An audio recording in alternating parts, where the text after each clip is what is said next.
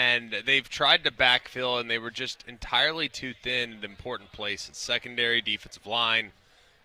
They had some stars at times, some athletic guys, but I don't think they wanted to thump. That's a problem. So I think that it's just been a state of transition. I mean, Brian Kelly's been there now for a few years. It hasn't been easy, but they also haven't been bad. I think that's what's kind of amazing about how people act and treat LSU under Brian Kelly. They are a far more stable program today than they were under Ed Ogeron. Everyone loves Ed Ogeron. Everyone hates Brian Kelly, and yet they're far more stable and competitive on a week-to-week basis. Ed O was a disaster. It was an up-and-down roller coaster. I mean, yes, they were great under Joe Burrow in 2019 when they went all in, but really beyond that, program was pretty difficult to predict on a week-to-week basis. I don't feel like he's been that bad at LSU. I just think they have struggled with continuity defensively, and it's been a bit of a learning curve, I think, for him to get comfortable with the challenges. Because, I mean, they're a 9-10 win team every year. You brought up something about a week and a half ago, that if things didn't go well for Clark Lee this year, or excuse me, for Brian Kelly this year, kind of where would that be? And I've heard more people sort of echo that sentiment a little bit, that, hey, if this thing's not really good, there may be some discussions being had. Is LSU really to that point right now? I just kind of – I haven't even really thought of it. I haven't considered it. Because like you said, there may not have been the over-the-hump expectations that have taken place, but I also don't look at this and think to myself, they just haven't been good, or they've vastly underachieved. Right. No, I don't think anyone views them as like an underachieving program. I think it just depends in that scenario. Who are you going to get that's better? I mean, that's as simple as that. Who are you going to get that's better? Who's taking it that's better? And how many right now in college football are better? That's a question, too. Because I don't think you can get past 5-6 coaches before you get to Brian Kelly. I mean, the guy's won everywhere he's ever been. He's 292 and 107 in his career, including at LSU, 29 and 11 in the SEC with a Heisman Trophy winner. I know it's not what you want. I know it's not ideal. I know the defense is stunk. But who are you going to get that's better? Help me out with that. And I don't think that there are very many programs right now where you sit there and say, yeah, they have a better coach in place.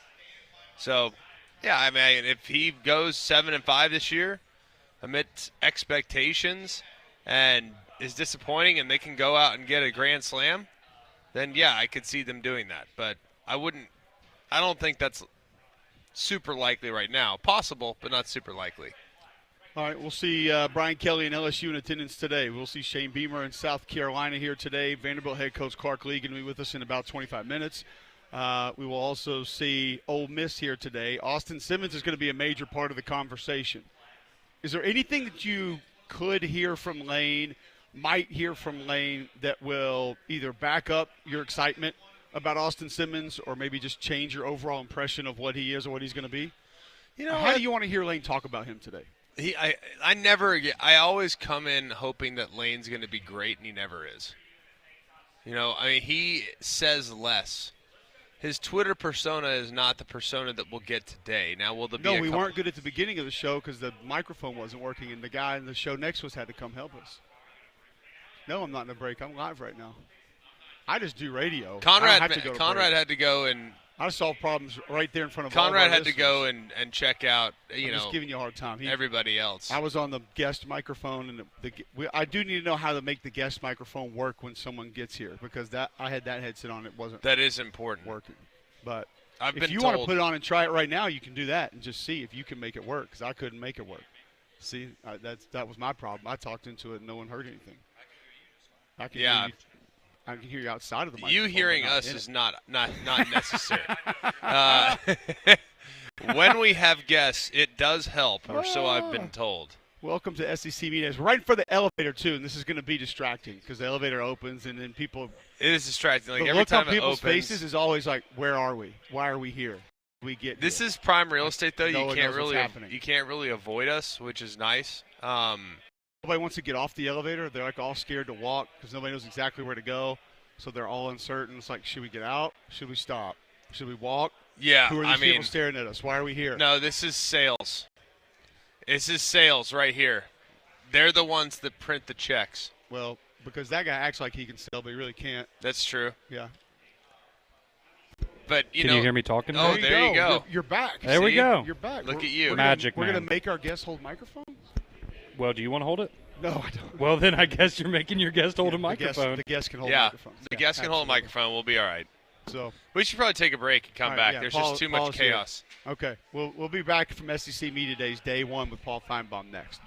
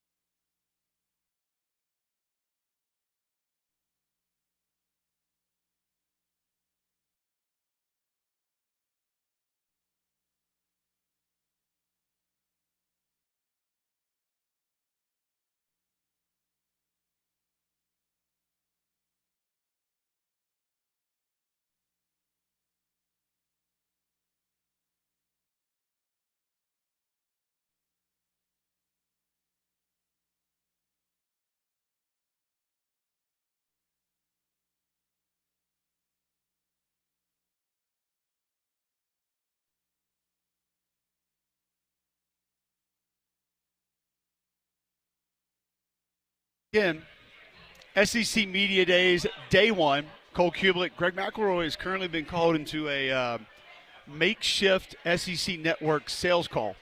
So the SEC Network sales team has pulled McElroy in front of a client, and they're asking him to deliver some sort of message. So Paul Finebaum joins us instead. Paul, how are you today? Who was the client? Sanderson Farms. Oh, wonderful. The official chicken of the SEC, Paul. Oh, it's already done? Oh, yeah. They told me they brought you in to close the deal. It was like Cole. It was like an old, like a 70s, 80s handshake deal. I mean, I saw the cash go into his hand, and he pocketed it and moved on. No, there's just a duffel bag of cash on the back porch, and I had to call my agent and ask him who it was from. Do you get like lifetime chicken or? No, I get savings bonds. I'm just preparing for the future. Okay. Yeah. Gold?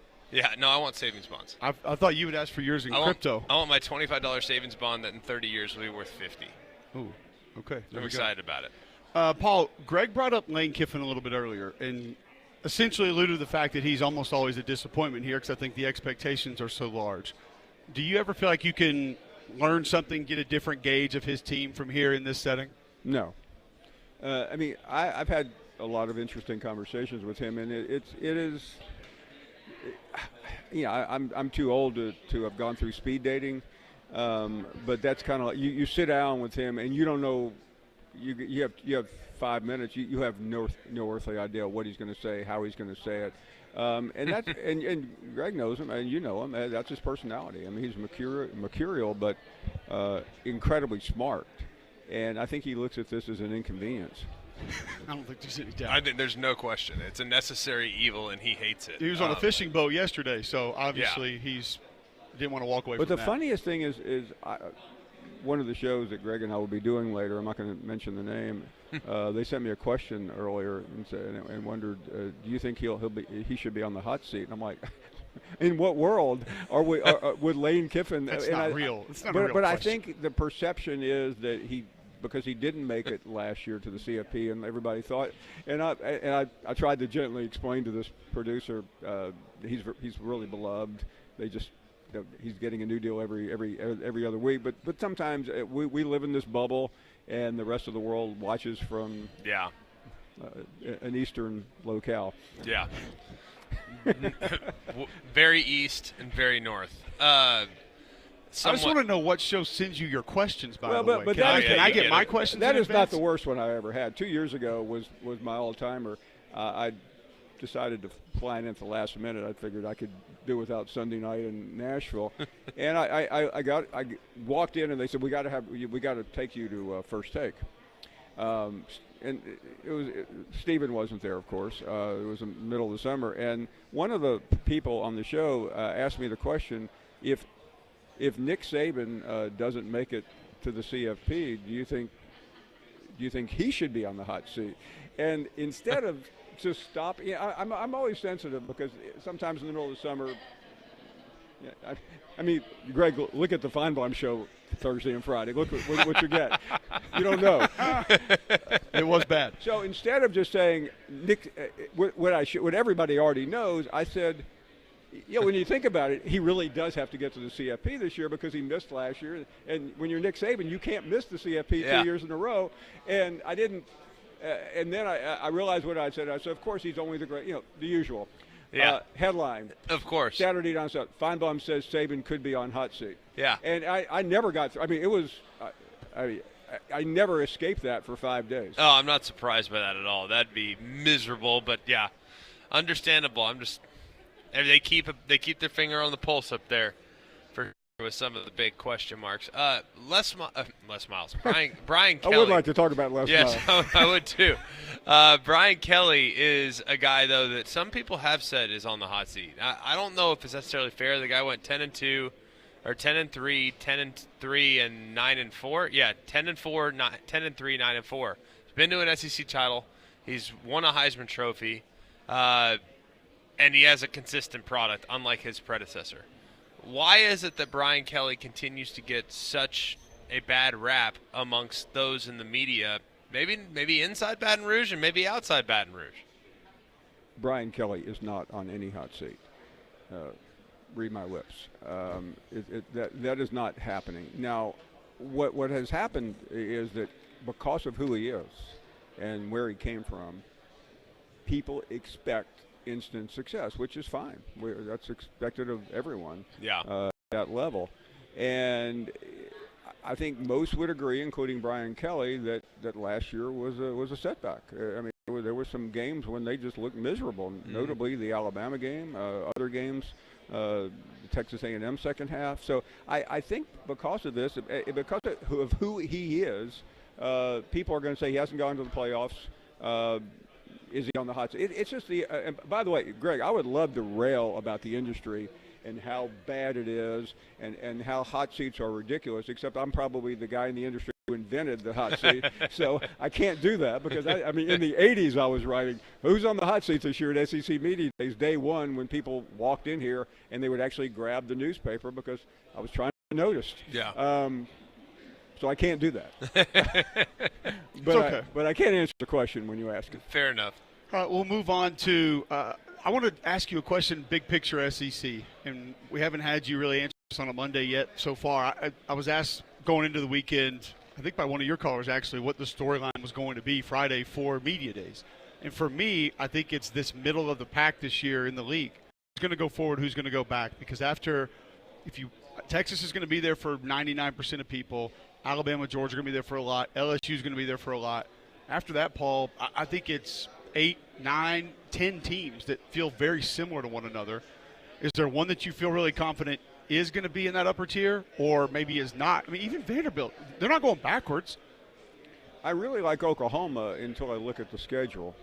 And that's when I get a little bit squeamish because I think with Mateer and all the things that they have added, they have a chance to, if we're sitting there at the end of November, a little bit like maybe Texas A&M was last year, having a legitimate road to the playoffs, playing at home against Texas. Of course, it went the other way. But so I think they're one. I think Ole Miss's schedule is beneficial to them, other than obviously the Georgia game.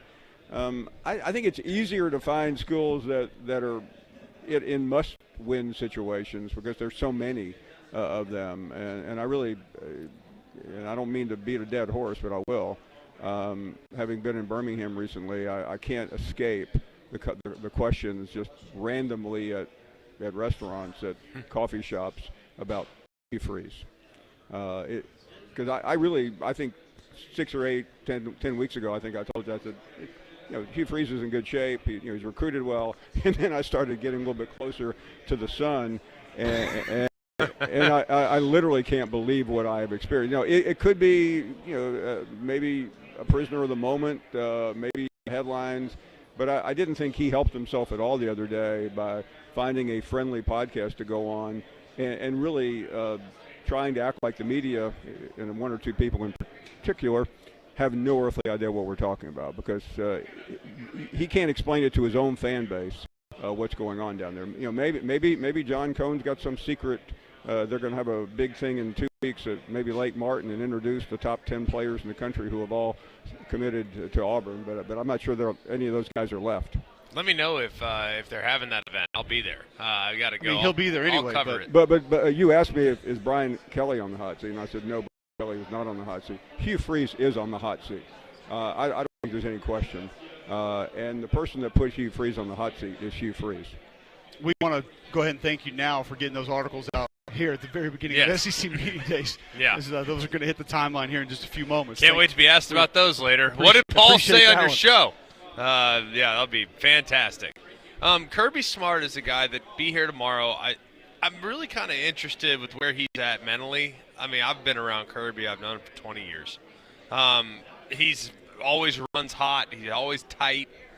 But I feel like he's kind of been underground for the last 7 months. Last year's team kind of disappointing, frankly, under the circumstances. Where is Georgia's program right now, and Kirby Smart in particular? I think they're on that outside lane, or maybe the inside lane over here. That maybe you can move quickly or get slowed down, but I don't know.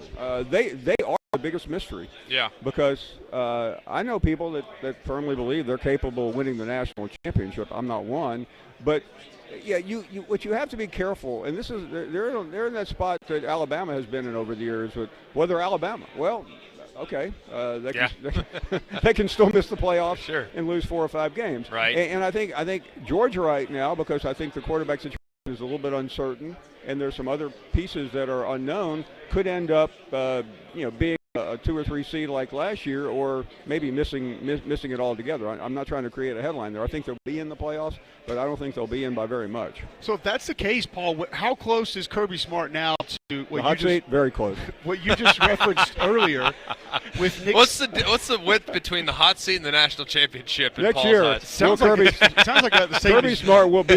No, please. You and I, apart from one another, I was going to ask you because you referenced the ridiculousness of where Saban was at one time, where people saying if he doesn't win a championship, he's on the hot seat.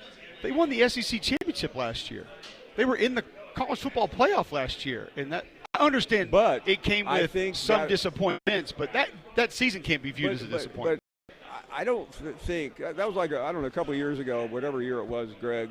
Auburn beat Alabama, and then Alabama goes on and wins it all. And I kept asking the question, like, how many UCF won it all, but Bama, Bama won it all. The guy at Tennessee is still claiming that.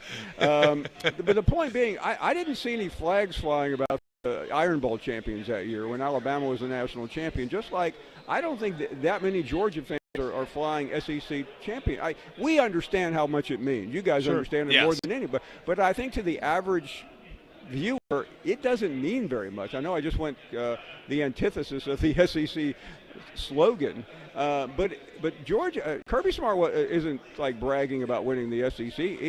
The season ended in just an absolute failure, especially the way that game went. I think he's trying to use that. And when I joked about Gunnar Stockton at SEC spring meetings, he quickly jumped on that when I saw him that afternoon. And he's brilliant at that. But that doesn't mean that they're going to do anything this year spectacular. I have one more for you, Paul, and this is a little bit out of left field. But the question was asked of me. It's kind of a little bit out of left field as well.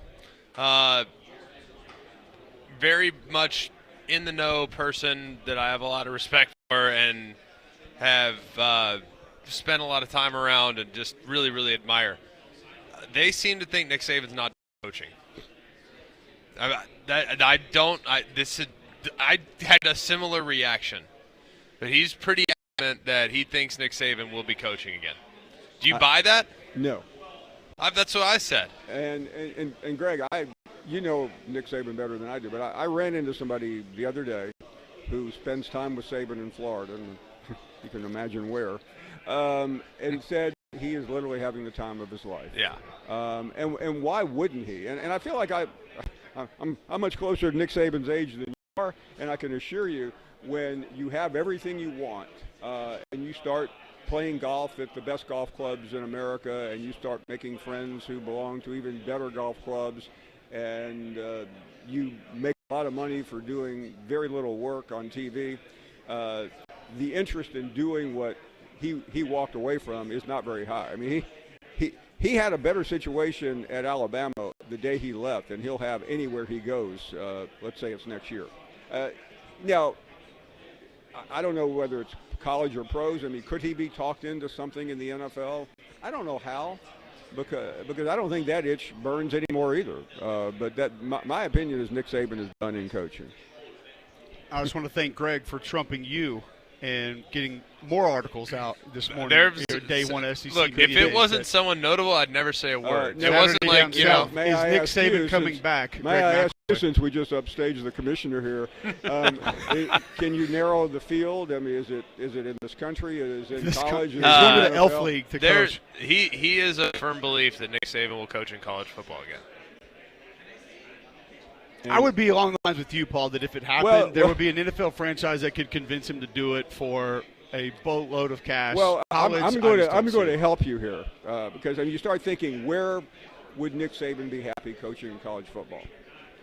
And I don't think it's that difficult to find a couple of places that he would really enjoy, because but if I finish the sentence, this media days will end right here. Because I think I know. I think we're all ready to go home. If you want to just shut it down now, I think I know the school. I've already denied the story, but I think I know the school where he could be going. Not only have we allowed articles to be written, I think the entire podcast to be done today with the information that we've alluded to. Paul, thanks for the time. Have fun this week. I'll see you guys. Yeah, you will, unfortunately. Good luck. Paul Finebaum joining us here live from SEC Media Days. Off to a great start, and always appreciate the time. Don't forget about our friends at Train. Always going to be hot there in Alabama. You know how that goes. You know what that is. Keep family comfortable with an affordable Train cooling system. They've been recognized as America's most trusted brand 11 consecutive years. Official cooling partner here at Jox. Find a comfort specialist for you at Train.com. Hard to stop a Train. We'll be back right after this.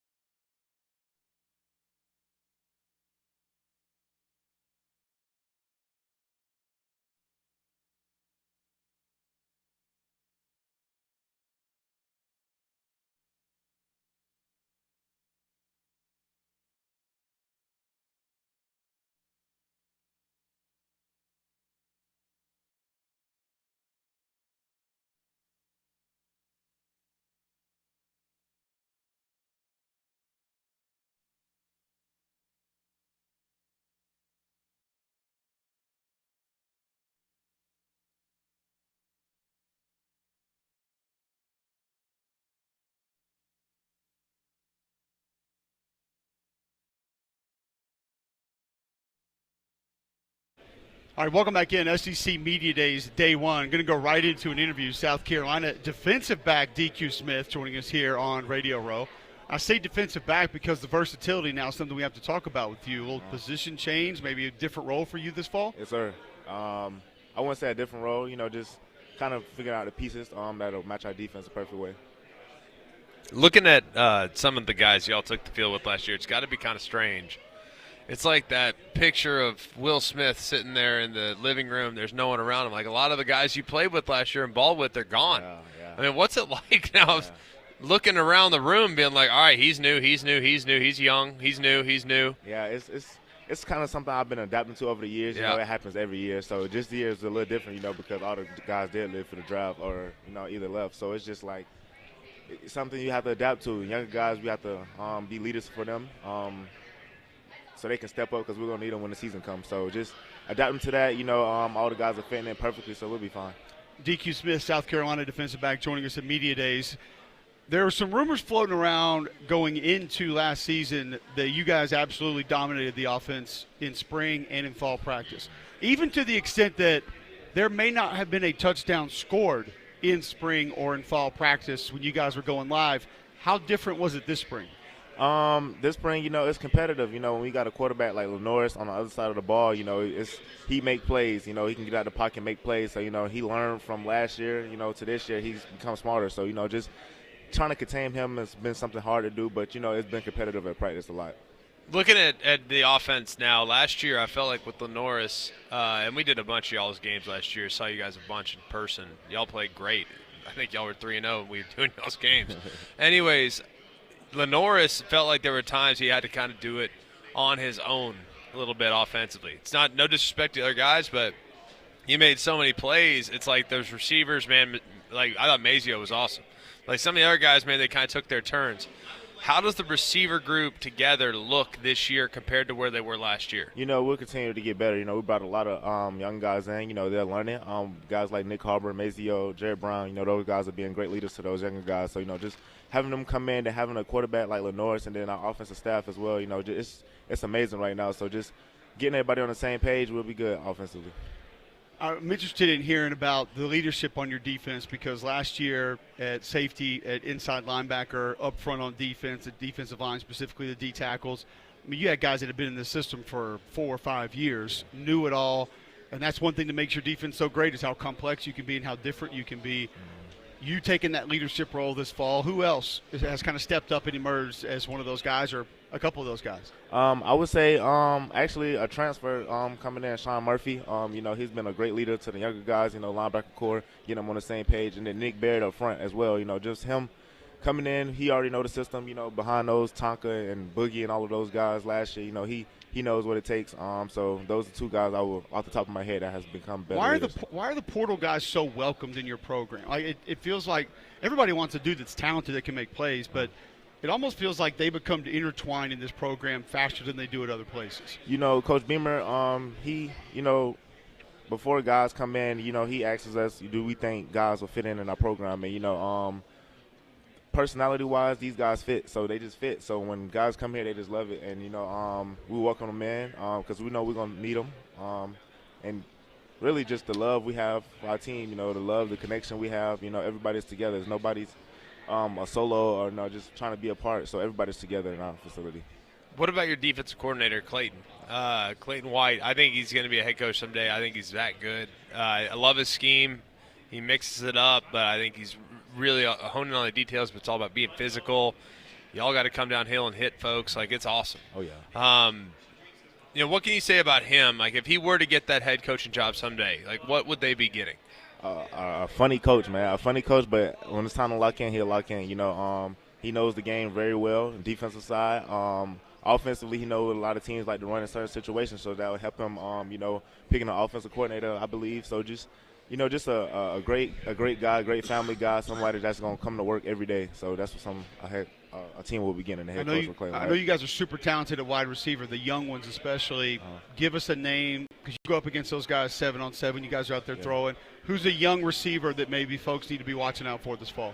That it will be hard to pick because all of the young guys have been stepping up a lot. Just coming to practice, working, even after practice, just coming out there getting extra work in. Those guys have been working. I can't give you one particular name because they're all dynamic in their own ways and they've been making plays this fall. Finally, you're good. There's so many highlights from last year. Like the A&M game stands out to me. Obviously, getting Clemson was great.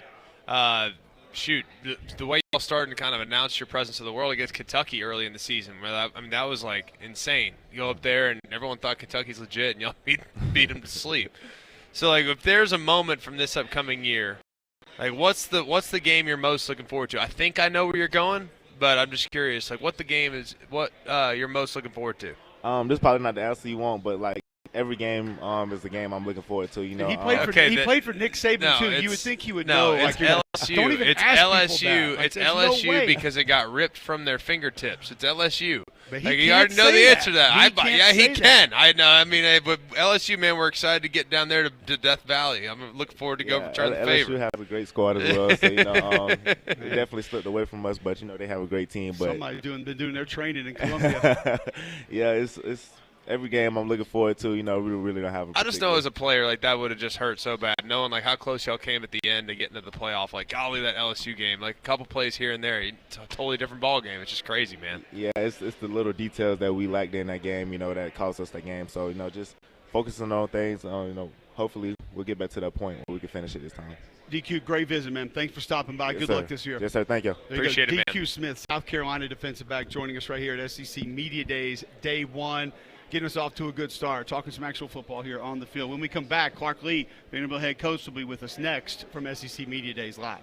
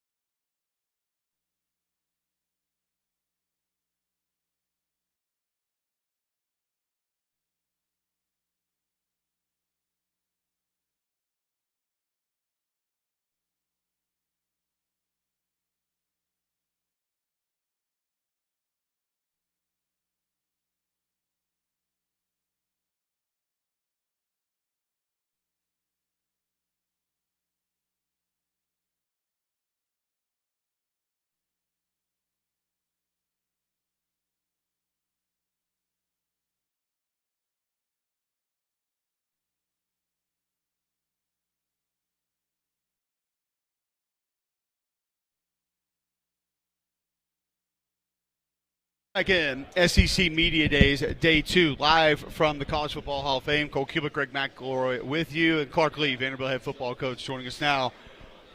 Is there any extra downtime, off time? Does that, the longer you're at a place, can you find ways to snake that in, or is it just always pretty much 24/7? Yeah, well, I mean, I think that the longer you're there, the fewer problems you have to solve, or at least maybe the more you can anticipate the problems. So that makes the downtime becomes like more quality. So this is the first week I've taken this summer where there were no issues. There was nothing I had to involve myself in, so I was able to detach. And we've got fall camp planned, so I didn't have a laptop with me at the beach. It's.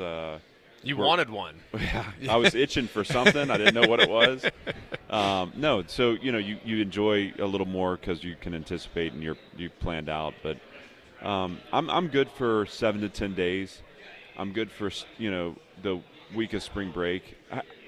For me personally, outside of that, I can't. It's not good for me to be away, and it's not that I don't know. It's something about being home, being able to get to the office, going in and working on some projects. That's really healthy for me. So that's what I like to do in my free time. What are some of those projects this year? I mean, I always am fascinated by that. When coaches show up, like, I've been working on this. It's like, I never would have thought that'd be an issue. Like, into the boundary runs inside the 15-yard line in the red zone. Like, what? Wait, what? Like, what's your projects? Yeah, so mine are a little kind of like elevated. I'm not in the weeds all the way as like a position coach would be. We've done the specifically on defense, studying high red zone, low red zone teams, studying third down performance. All that stuff has gone on since the winter. I'm responsible now. So like we always talk about elite defense is 50% what you play, 50% how you play it. Yeah. And as I kind of transitioned from the coordinator role, I wanted to have some ownership stake, and so I've taken on the 50% how, and that means like we have anchors that we use as kind of like our pillars of defense. Mm-hmm. And so a lot of my projects have to do with studying film to find where those anchors are show up on film, and also create the presentations that will show the team as we go through fall. I spend a lot of time with that. Then it becomes like staff stuff, or projects around planning practice. I mean that. I can spend – actually, Brian Callahan is one of my good friends who, coached for the Titans. He came over to the office the other day, and we spent probably 5 hours talking about fall camp practice planning. And that's when you love what you do, when you're sitting behind Excel spreadsheets. We had 2 chairs behind my desk looking at Excel spreadsheets. If you know his dad at all, he's probably like a Mensa, like the smartest football minds in the world. You're right. Brian Callahan and Bill. That's right. No, that's a hell of a pair. Yeah. I think it's something that when we were playing, and probably same for you, Coach, Clark Lee, Vanderbilt head coach, with us here at Media Days, because we hear coaches talk about the practice schedule a lot. Like, I don't know, we got to put the schedule together, or not sure. We'll get the schedule later today for tomorrow, something like that. And you're just thinking, well, it's either 18 or 21 periods or 24 periods. Yeah. Like, we know we go do individual, and then we go do inside, and then we go to pass rush, and then we go back to individual, and then we go to team. Like, is it wild how much time can actually go into that now for you as the head coach compared to you probably just used to think it was, is it 18, 21, or 24 periods, and that's about it? Yeah, it doesn't feel like it changes that much. It is wild. I think, what we do now that's a little different from when we played. I'm thinking about load management, GPS numbers, and then also the situational aspects of the game, right? Which I think have become a little more nuanced. So, how it's not just about the snap; it's the context for the snap. You want to make sure you have enough just pure 1st and 10 exposures, inside run exposures, play action, run play action stuff where you're not really worried about where the ball is. You're working on your base systems. But, teaching the team how to play as the field condenses, teaching the team how to play within kind of the certain specific situations that come up that I think are the difference between winning and losing. That's where I put my brain power as I plot the course. All right, so take us further here. This is kind of minute in detail for people who are tuning in. Obviously, we would have situational periods, and it would, all right, guys, third downs. But as you're talking about, once you get into the red zone, high, low red zone, certain hash, a way to emphasize that to where the guys really get it, other than just saying, all right, we're working on third downs. Because as a player, you're kind of like, we're just running our plays. What's the look? Do we need to get out of this? Do we need to run it right or left? As an O-lineman, you're thinking about running your plays. As a player, not every position's thinking that way. As a Rhodes Scholar, you probably thought about it that way. But most guys probably have trouble taking themselves to this is the exact situation in the game where we need to be. How can you sort of allow them to go there and know this is why we're practicing it this way? Yeah, just one thing real quick to support you, Cole, is that when as a fullback, you're just thinking about what is the angle that I'm going to have to create collision? What is the angle of course of collision for me? Now we're talking. Yeah. Now we're speaking my language. That's right. Well, we're very deliberate about how we teach. And I think there's the negative return of too much. What does a player need to understand, and what you want him to understand are the things that impact winning the most. Because I do believe that some of these situations, how you anticipate what your level of understanding is. Obviously, in-the-game stuff is really easy to bring up, the 2-minute, 4-minute stuff, and some of that can become pretty nuanced when you talk about when you're using your timeouts, et cetera, et cetera. But like, what we'll do is we'll have a meeting every day that there will be a football situation taught. We'll then have a walkthrough where we'll have time dedicated to teach the same situation, and then we'll have practice periods. And by the time we've done it in practice, that'll be the third time they're hearing it. And an example of this would be like the three-way zone. So balls right at the 50, just across. You know, you're looking at the potential of a fourth down that could be a punt, a go, or a field goal kick. And so what you do is you put the ball down in that area at a third down, you play the result out, and you get them used to understanding what are the different things that could come up here. As a defensive player, your conversion down may be fourth down, so you need to prepare yourself to play 2 snaps, not 1. Offensively, how are you going to use cadence maybe to get the yards you need to get to a go?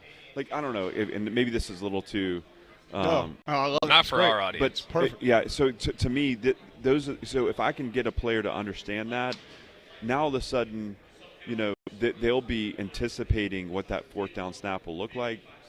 Maybe we send the offense out, or maybe we keep the offense on the field. We're going to harden 2. Yeah. We take a delay, we punt it. Yeah. Or, you know, we could go on forever. Those are the things to me, though, that we'll spend a lot of time on.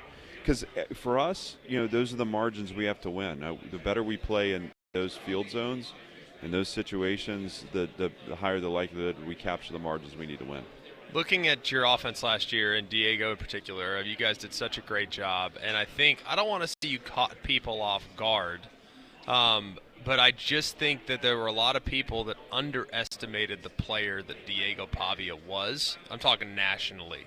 Cole called his New Mexico State games. He knew exactly what you're getting. We watched him on Tuesday nights and Wednesday nights every single week. We're like, this guy's going to be a handful. I don't care what league he's in. This guy's a problem. But now I think there's so many people that have looked and said, man, that offense is really, really interesting and intricate. We got to spend extra time on it this year. What's the next layer to what you guys do offensively to kind of maybe go a touch deeper, to maybe expand on something you did real well last year? I think a lot of it has to do with kind of strengthening in traditional ways, so that we don't have to find gimmicks to move the ball. And that's the wrong way to put it. I know what you mean, though. How much of this offense is going to run through Diego? Right. You know, run it plays essentially. Where, you know, one of the stats. And look, all of this. There's so much. This isn't like you have a team that's been built through the draft and free agency, and you know, we are growing our personnel as we are growing our systems. And a year ago, we relied heavily on Diego's legs, his physicality, and there are going to be times where we're going to need that. He needs to be able to take a game over, but one of the stats we looked at was just yards before contact for our traditional running game. You know, we were among the worst in the country that way, and so that set a course for us to say, hey, how are we going to strengthen in our performance up front to establish a run game through the running back? Yeah. If we can do that to where we're staying on schedule and we're able to play within our strategy, using what we think can be a good run game, now all of a sudden we're taking hits off Diego. Now we're also setting up play action shot opportunities, that kind of thing too. We'll keep the things in our offense that make it complex, the layers of formation, the option stuff. We need to get better in traditional ways, and part of that is, you know, developing our players and getting better players and having everyone kind of, you know, we have a better understanding of who we are and what we need to do. And we've had one more year to kind of put people in position to do that for us, if that makes sense. It makes a lot of sense when you have Cedric Alexander, too, because I think the kid's vastly underrated and can have a monster year. So is Diego okay with this? He doesn't like to pull it. No, he doesn't like to hand it. So that's where we don't. we have to give him. We have to remove the option. Diego, you do not take the ball on this play. We have about 40 seconds, Coach. How much extra media training time did Diego Pavia go through before he makes the rounds here in Atlanta? He's only allowed to answer no comment today. Yeah, about to say, how many headlines from Diego tomorrow? There's going to be a lot. I'll tell you, we put all three of the guys through. Let me just. I wanted to just share this. I don't want to change Diego Pavia. Absolutely. I want to help. I want to help Diego, and there's certain things, and we've had conversations about. That dude is so humble, hardworking. He's a great connector in our locker room. He's confident. He speaks on behalf of our team. Sometimes he's crossed some lines that way that we just need to pull him back into those boundaries. But, man, do I never want to have him feel like he's got to filter himself. Yeah, I want him to be who he is. Love it. And it's refreshing to me. Yeah. So. We're gonna let it rip, and hopefully, just like he's one day better. He's one day better, and we got to back it up. Coach, thanks for the time. Thanks to be with you guys. Clark Lee Live, Day 1, SEC Media Days. Back with more Mac and Cube next.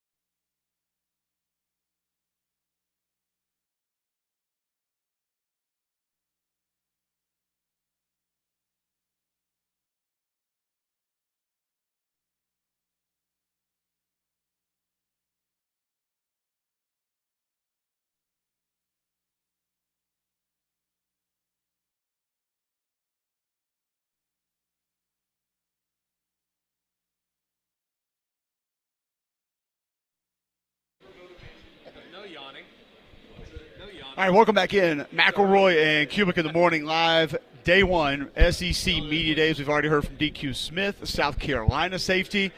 We've heard from Clark Lee. Every time I visit with Clark Lee, Greg, it baffles my mind how he remembers the sayings, slogans, quotes that he does. 50% what you play, 50% how you play. Negative return of too much. I mean, it's like nonstop, and he's actually down from where he used to be. He told us last year. He said, "I've got to be more intentional about speaking language that the kids can relate to and understand, and not trying to be somebody who, provides all these different motivational quotes all the time." But it's like he can just fire them off It's amazing. He's just always got them there. Like, I don't know. It's wild. But well, I think he's a really good coach. I do. I think he's a really good coach. I've always thought that. Yes. I just thought at Vanderbilt, the challenge of trying to piece together a roster would just it'd be almost impossible in today's day and age because of the financial commitment that it takes to be successful and to be competitive. But man, he has done a great job of finding those diamonds in the rough, guys that just kind of match his personality style. And I know we joke about Diego, and I think it's fair. By the way, like, Diego is a bit of a loose cannon, but that kind of is what makes Diego. Yep. Like, you kind of have to have a couple guys like that, a couple renegades that are like, I don't care what you say, I'm going to do what I would do. Let me just be me, and I'm gonna do my thing. I think there's a lot to be appreciated about that. So I think Clark's actually grown a lot the last couple of years as a head coach, just with his approach as opposed to just being so hyper-focused on the details. You can't hone in and emphasize 37 different things. You can emphasize 5 things, and those are the 5. Now, he, as a highly intellectual person, can do it. And at Vandy, you probably have a little more bandwidth amongst the players to be able to handle that, but that's rare. I'm really proud of how he's evolved as a head coach. He's altered himself a lot. He really has. I think there's a lot to be said about that because it's not easy to do once you get your head job. You want to be you, and he had to kind of meet the players where they're at. If you're looking to alter your sleep, your mood, maybe your appetite, you can do that at your CBD store. The Trim by SunMed on the shelves now. It's for weight loss, also arthritis, anxiety for you or your pet. They're going to have products to be able to help you with that. At your CBD store, the largest brick-and-mortar CBD retailer in the world, first company to have USDA-certified organic oil supplements. They've got the stamp seal on those products. Therefore, they meet and achieve a certain set of standards and tests before they're signed off on. If you need help with focus throughout the course of the day, more energy throughout the course of the day, they have products that can help you there.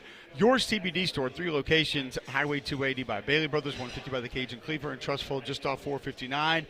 Your CBD store where good health hits home. Going back to the Diego Pavia portion of that conversation, and we're going to go live to Greg Sankey at the podium, SEC Commissioner, here in just a moment.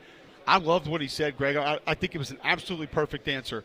I don't want to change Diego Pavia. Yeah. I want to help Diego Pavia, and obviously there are going to be certain things that Diego Pavia says, does, that we want to alter him a little bit or have him to have an understanding of what this might mean. But we don't want to make a different guy because that's the one that's helping us win football games. Yeah, and I think the live by the sword, die by the sword is probably the best way of talking about Diego Pavia. Like, he's going to do some heroic things on the football field. He's also going to make 2 or 3 boneheaded decisions, and that's okay.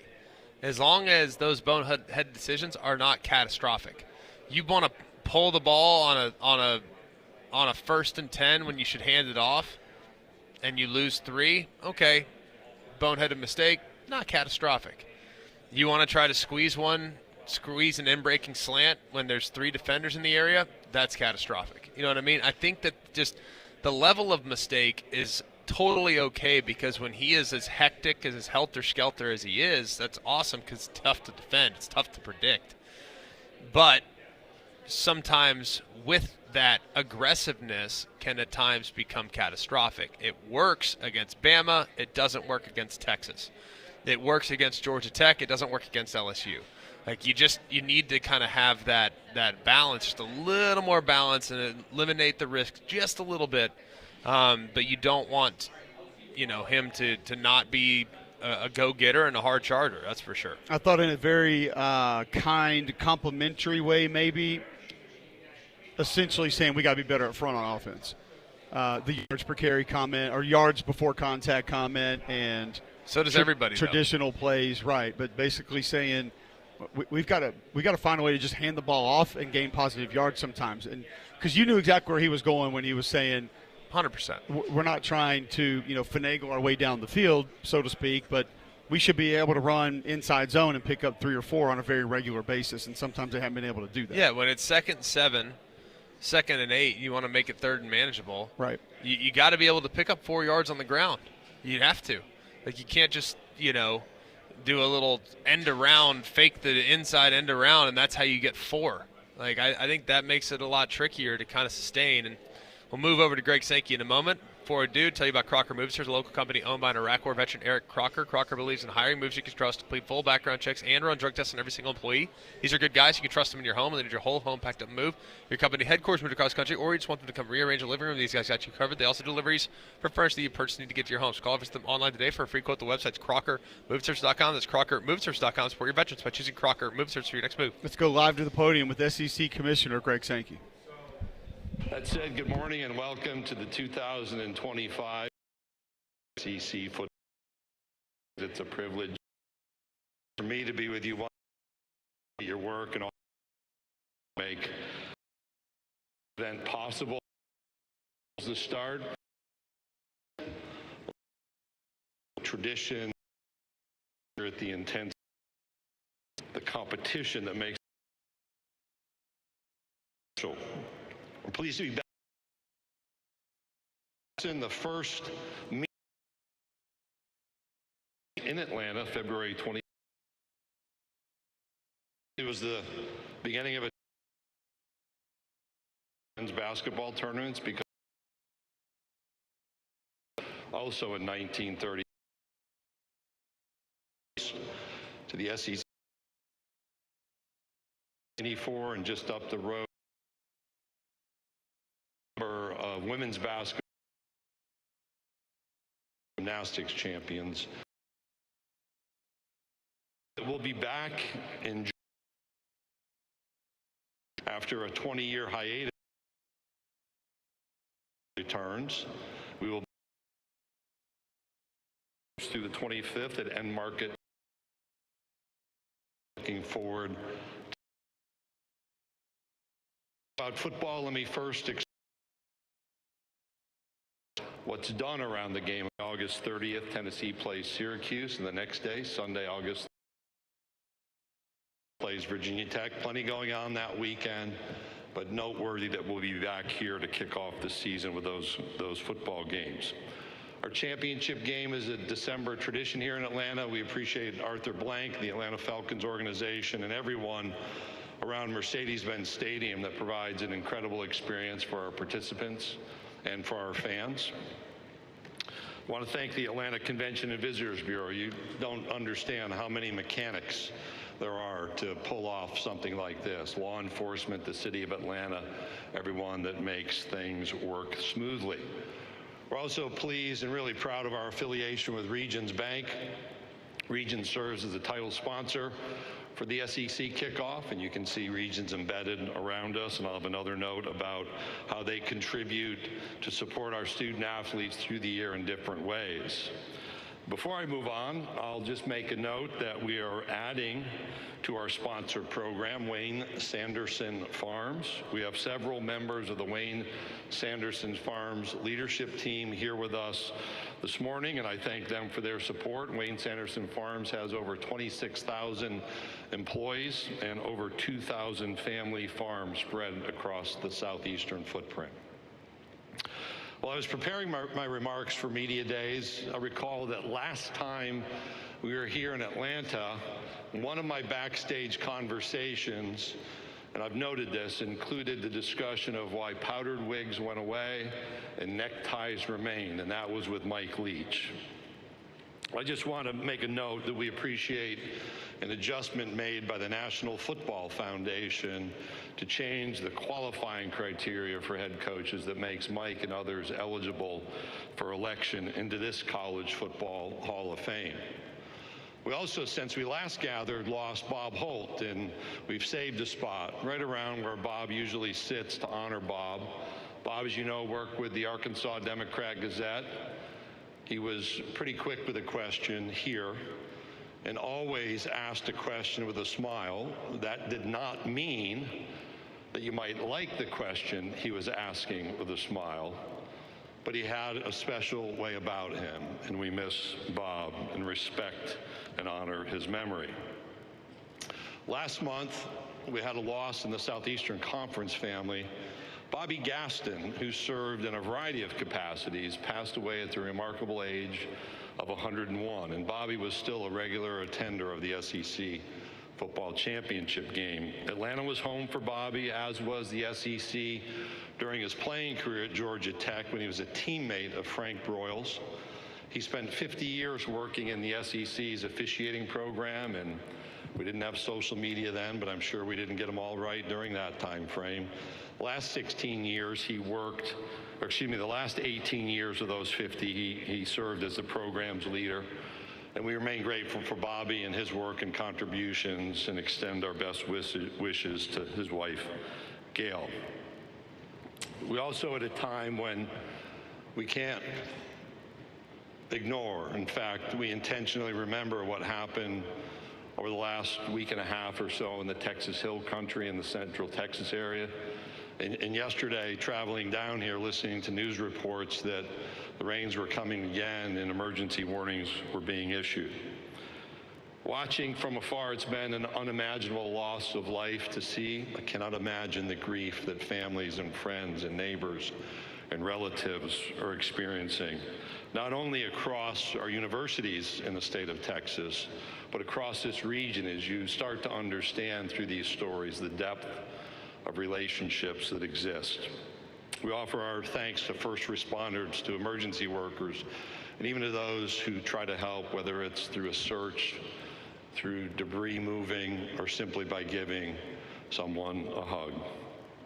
We also know that closer to this location last fall, and I saw it as I drove last spring from Knoxville to Greenville to be a part of our SEC women's basketball tournament, the devastation left by Hurricane Helene and the impact on real lives. In fact, we were in Asheville, North Carolina for the Collegiate Commissioners Association meeting, where that organization made a donation to a food bank. And the leader of that food bank spoke in that Asheville area of the remaining and lingering challenges faced for food security in that region. Be it individuals we know personally or tragedies we observe from afar, we share in the grief and in those losses. We also, though, look ahead to anticipation. There is joy embedded in what we do, and we take pride in what was accomplished last year. Our first as a 16-member, what I think is a super conference. For all of those of you who like to speculate about super conferences, welcome to one. We have common sense geography, restored rivalries, record-breaking viewership. In fact, I asked for some data this weekend. If you take the consumed viewership hours on linear TV, almost 40% of that viewership was focused on games involving Southeastern Conference universities and teams. Big Ten was next, right around 30%. And that means with those two conferences, just over 2/3 of the total viewership of college football is embedded between the SEC and the Big Ten. The successes we've enjoyed produced 9 national championships out of our 22 sports, 5 winners of the Honda Sports Award. We had the nation's highest attendance figures in 7 sports. For the 26th consecutive season, we led the nation in football attendance. Soccer for the 2nd consecutive season, showing the emergence of that sport in our conference. Women's basketball for the 6th consecutive season. Men's basketball led the nation in total average attendance. We included the top 3 attended programs in the nation in Kentucky, Arkansas, and Tennessee. We continued to lead women's gymnastics attendance. Baseball outpaced football. For the 28th consecutive year, we led the nation in college baseball attendance.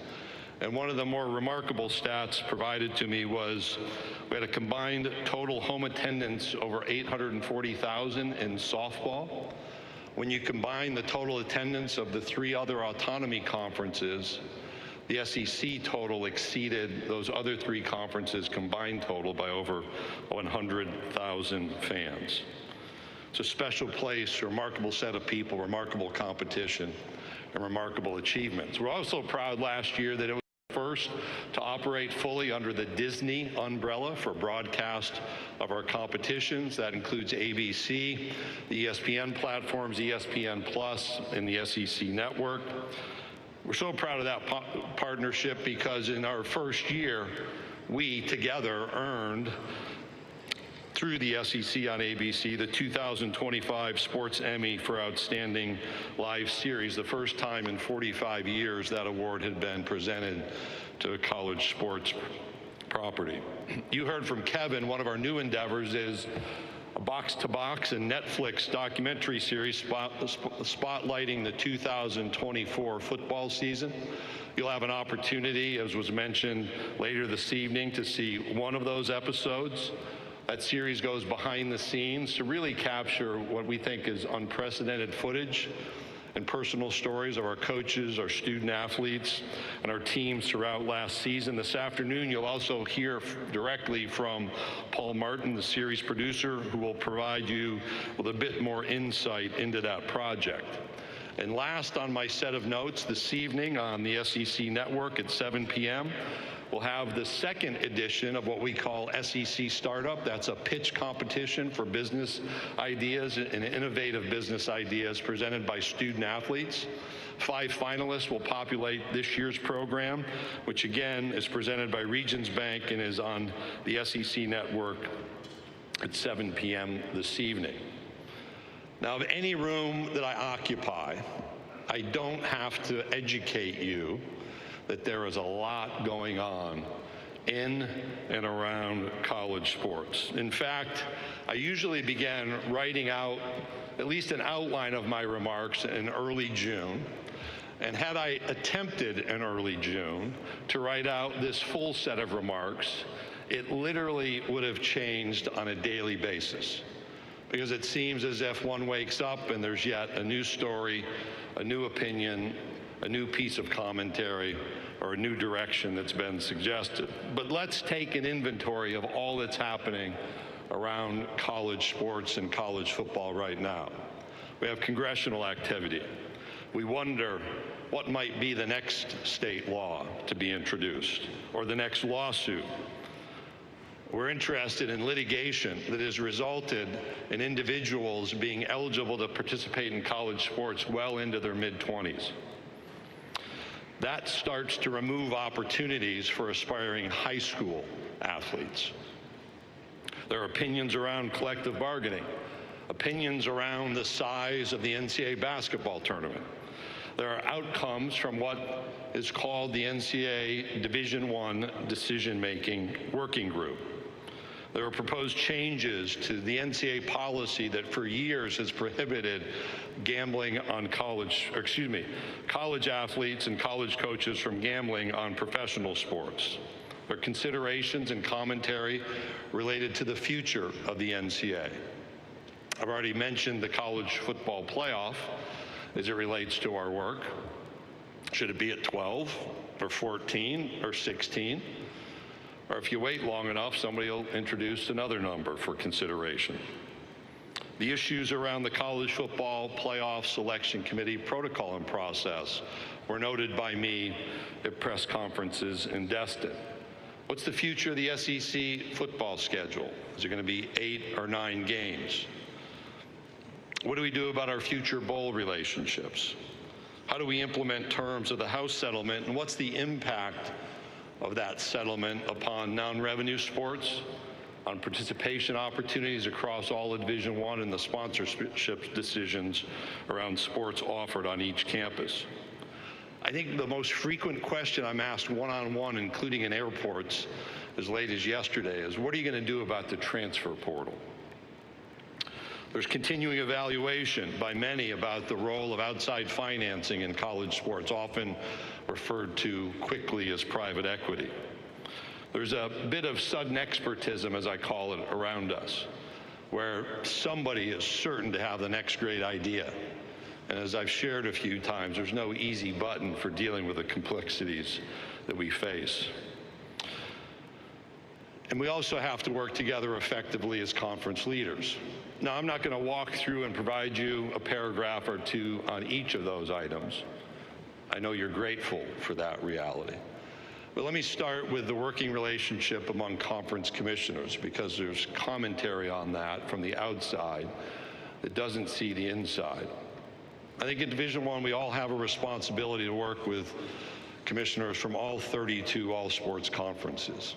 There's going to be disagreements. There's vast differences in competitive and economic realities and attendance realities around those programs. But we do spend a great deal of time and dialogue. We have a second segment of commissioners, those in the bowl subdivision that populate the College Football Playoff Management Committee. You'll hear me in a moment talk about our June meetings that I thought were healthy discussions. Whether we make a decision that's predicted to be made or not is really inconsequential from a relational standpoint. What's important is working through the hard issues together. And then you have the 4 labeled autonomy conferences, some of you would call Power 4. That group receives the greatest level of attention. One of the encouragements for my presidents during our time in Destin is that we should gather the 4 commissioners and 2 presidents from each of those 4 conferences to talk about our future, as we may have a different role in the NCAA. We face different issues at the state or federal level. And in fact, all that's happening around higher ed, those are important dialogues, and I think an indication of the recognition that we all must work together. We also announced a year and a half ago a relationship, an advisory council with the Big Ten. We've had 2 in-person meetings of our athletics directors and a number of video conferences involving the full advisory council and then subgroups, sometimes of presidents and chancellors and some of athletics directors. We had to slow down a little bit because we've had some key personnel changes among members of that advisory council, but I can assure you we will be back in conversation as we move forward. As it relates to the settlement, I thought it appropriate to use a bit of a metaphor for running a marathon. So I have run and finished 41 marathons in my lifetime. It's been a while, but I do remember the importance of getting off to the right kind of start. That doesn't mean you feel great in the first 2 miles, nor does it mean, transitioning that metaphor, that everything works perfectly in the first 2 weeks of settlement implementation. There have been plenty of naysayers in the last 14 days, but the settlement went into effect July 1st. All right, that's Greg Sankey, Commissioner of the Southeastern Conference, live at SEC Media Days. We'll get back to that podium as the show goes on. Greg, first tell our listeners about Bromberg's. Well, Bromberg's the go-to for me. I always have a tremendous experience. Every single time I went in the door and bought a beautiful piece of jewelry for my wife or for my loved ones, I know you guys will have the exact same experience. Just go and check it out for yourself. The gold, platinum, silver jewelry is amazing. It's beautiful. They have gifts all over the place for you as well. If you want a gift, it's wedding season right now. A lot of people registered at Bromberg's. Highly recommend you picking out something special for someone special at Bromberg's, including raw diamonds, natural diamonds, all GIA certified, all of the highest possible quality, and the best sales staff to help point you in the right direction. So go and see Bromberg's at Mountain Brook Village and at the Summit. All right, we will have LSU quarterback Garrett Nussmeier when we come back live from SEC Media Days at the College Football Hall of Fame here on Jox.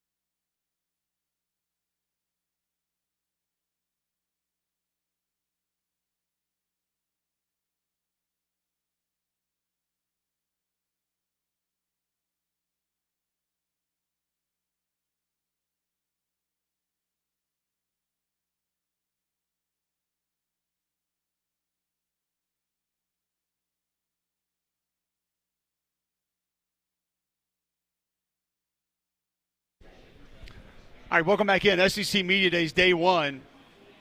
Going to move on and have another discussion with Nick Barrett. And I'm curious, Nick, that when you're walking around SEC Media Days and you see quarterbacks that you know you're going to be going after this fall, is there a different mentality when you walk past them as opposed to walk past everybody else? Definitely. What's going through your mind? Like Garrett Nussmeier is 20 feet away from you right now. Is it hard not to think about just kind of like Terry Tate, office linebacker, taking – actually, you're too young to know who Terry Tate, office linebacker is. You can YouTube that one later. Maybe they're still around. But do you want to just, like, throw a little nudge just to let him know? I don't think this is the place for it. Let's say about that when we get to him. Looking at your defensive line last year, everyone knew y'all were one of the best groups in the country. Yeah. But I think you probably among all else were able to fly under the radar a little bit. Yeah. And now it's your show. Right. So how excited are you for this opportunity to kind of be the man there on the interior? I'm excited, and I'm real grateful for this opportunity. Just go out here, display all the hard work I've been putting in over the years. I had to wait my turn behind some great players, Tonka Hemingway, T.J. Sanders, guys over the years. So just ready to go out here, show what I can do. What's the mentality of this defense that might be a little bit different from last year? I know up front you guys a little bigger, a little extra bulk. Some of the big boys not taking as much time off coming into the season, both you guys and the offensive line. Is there a different emphasis on this defense as opposed to last year's? Nah. Same standard, same expectations. Just go out here, do what we need to do. All right, take me inside your mind, because all we see right now, or all a lot of people, fans hear about in college football, are a lot of things that appear to be greedy, whether it's NIL or the portal. Everybody wants to play now or else, or I'm going to go somewhere else. Nick, you've done something that's almost unheard of in college football. You basically went and asked your coaches to redshirt last year. And a lot of times when that happens, that means, hey, I don't want to play anymore this year because I'm going to save that year. I'm going somewhere else. You knew how much depth was in front of you and that your reps may be limited. And as you said, now this is going to be your time. Can you just take us through your mentality when you basically went and asked your coaches to do that? I mean, it's an unselfish move. There's no doubt about that. Yeah, I didn't necessarily just ask them. I was also injured last year, so it was kind of hand in hand. A couple things worked together. Yeah, so just to come back, and that's a bonus. Like, hey, coach, bring me back next year. I know how things work. I know you want things done, so bring me back next year, and we'll be fine. Here we go. Yeah. What are you excited about as far as today at Media Days? I mean, oftentimes, want D linemen get some love. You know what I mean? Yeah. Now you kind of get to tell your story. Like, what do you want people to know about you when you leave Atlanta here today? Work hard working. You just gonna have to watch. That's all I'm saying. And we will, yeah. And we're looking forward to it. So, Thanks for taking some time with us today, Nick. Man, we really appreciate it. We're excited to watch your defense. All right. I know Coach White's excited about you guys up front. Yes, sir. Definitely. There are other guys outside Dylan Stewart, right, that play on that defensive line. Yeah, for sure. For sure. Yeah. Well, we appreciate it, man. Enjoy today. Have fun. Have all right, fun, we'll see you this fall. Appreciate you, man. Good luck. There you go. Nick Barrett, South Carolina defensive lineman, joining us here from SEC Media Days. And it's a group that we spend a lot of time talking about, Greg, and we know it's going to have the opportunity to put a good season together there in Columbia.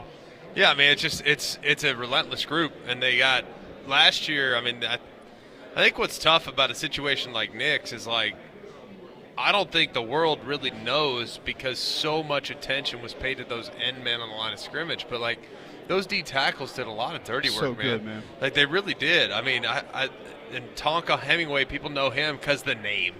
You know what I mean? Let's be real. Like, you know him because the name. Boogie Huntley, you know him because the name. T.J. Sanders, I feel like, was often overlooked. Like, there were just so many good parts of that defense last year that I think are going to be interesting to see how they replace them. It doesn't mean they won't have dudes. South Carolina, they're always going to have D linemen. But it is still kind of crazy to think just how little attention that group caught collectively, considering how good they were really at all three levels. Well, Kyle Kennard led the league in sacks the majority of the season, and obviously Dylan Stewart was a dynamo. But as you stated, not allowing a lot of the double teams to happen because of what those guys did inside. being able to run different pressure packages, different formations, different stunts up front. And those guys a lot of times were trying to pick other offensive linemen or other blockers or taking up twos so those guys could tee off and do the things that they did. And I know Clayton White is extremely excited just about the overall girth of the defensive line this year. I think on average they're up about 12, 13 pounds across the board, inside that is, because that group was good, you're right, but they were a little bit light last year, a little bit lighter than, say, your prototypical SEC defensive front. So that's a part that may be a little bit different, maybe a little bit better for South Carolina this fall. Well, they might be a little girthier, a little tough to move, and they were tough to move last year, I feel like. I don't feel like there was ever a game where I'm watching and teams were just gashing them. No, they didn't get bullied. No, definitely not. No, I do think some people hit some stuff on the perimeter against them. Like, kind of remembering back to a couple games. Like, yeah, there were some yards given up on the ground. They weren't an outfit where it's like, all right, if you run for triple digits, you're in good shape. Because I think they're more violent on the edges than people realized. Now, those guys could occasionally get lost every once in a while because they played so dang vertical, so they can get busted in the B gap with a draw or a sprint draw or something like that. But it wasn't that often. It's a pretty sound group. And I just think the linebackers made a lot of things right last year. That's the position group. Them and the wide receivers, those are the two position groups I'm most intrigued by at South Carolina, because I think that second level was unbelievable last year and covered up a lot and allowed a lot of freedom on the front line of scrimmage, because those guys are going to go do all types of chaotic things, and those linebackers will make them right. You got now the linebackers are gone, and you don't have those veterans, and maybe they got to be slightly more sound up front as a result. So Nick Barrett and Nuss just both hit the bathroom at the same time. This is his chance right here. This is Nick Barrett's chance to go ahead and send a message. Do you think that's what's going to happen? Just like an accidental elbow, shoulder, forearm shiver, like check him into the boards a little bit just on accident. Like, didn't mean to do that. But just like, a minor targeting? Just a slight, maybe. Just a little Nick's baby going target. Nick's going down the stairs right now. Oh, they took him around the back to the stairs. Yeah, okay. He went down the stairs. So he's not – they're not sharing a stall or anything. Good news for Nuss. Yeah, right they're there. good. All right, let's get to a quick break. When we come back, Garrett Nussmeier, LSU quarterback, joins us live from SEC Media Days in just a second. Bill Smith Buick GMC is the GMC Dealer of the Year, the national champs of GMC dealers. Just goes to show you the type of service that you get when you shop at Bill Smith. Jonathan Yeager, last night I call him. We got an issue with Meredith's trail hitch. I call him at 7 o'clock at night on a Sunday. It might have been 6 o'clock. Either way, he answered the phone first ring. No problems whatsoever. Walks me through getting it fixed. Walks me through getting it taken care of. And then has already scheduled something this week so that Meredith can take it in and get it fixed, man. It's just service like that you won't find anywhere else. It's just they're the very best, and that's why it's the only place I would shop. I've bought multiple vehicles. I'm a repeat customer. 75% of their business is repeat customer. That's because you have a better experience when you shop with Bill Smith. So take the short drive up to Coleman. You'll be glad you did. You can also shop online, have it delivered right to your driveway at BillSmithBuickGMC.com. All right, quick break. Come back. Garrett Nussmeier next from Media Days.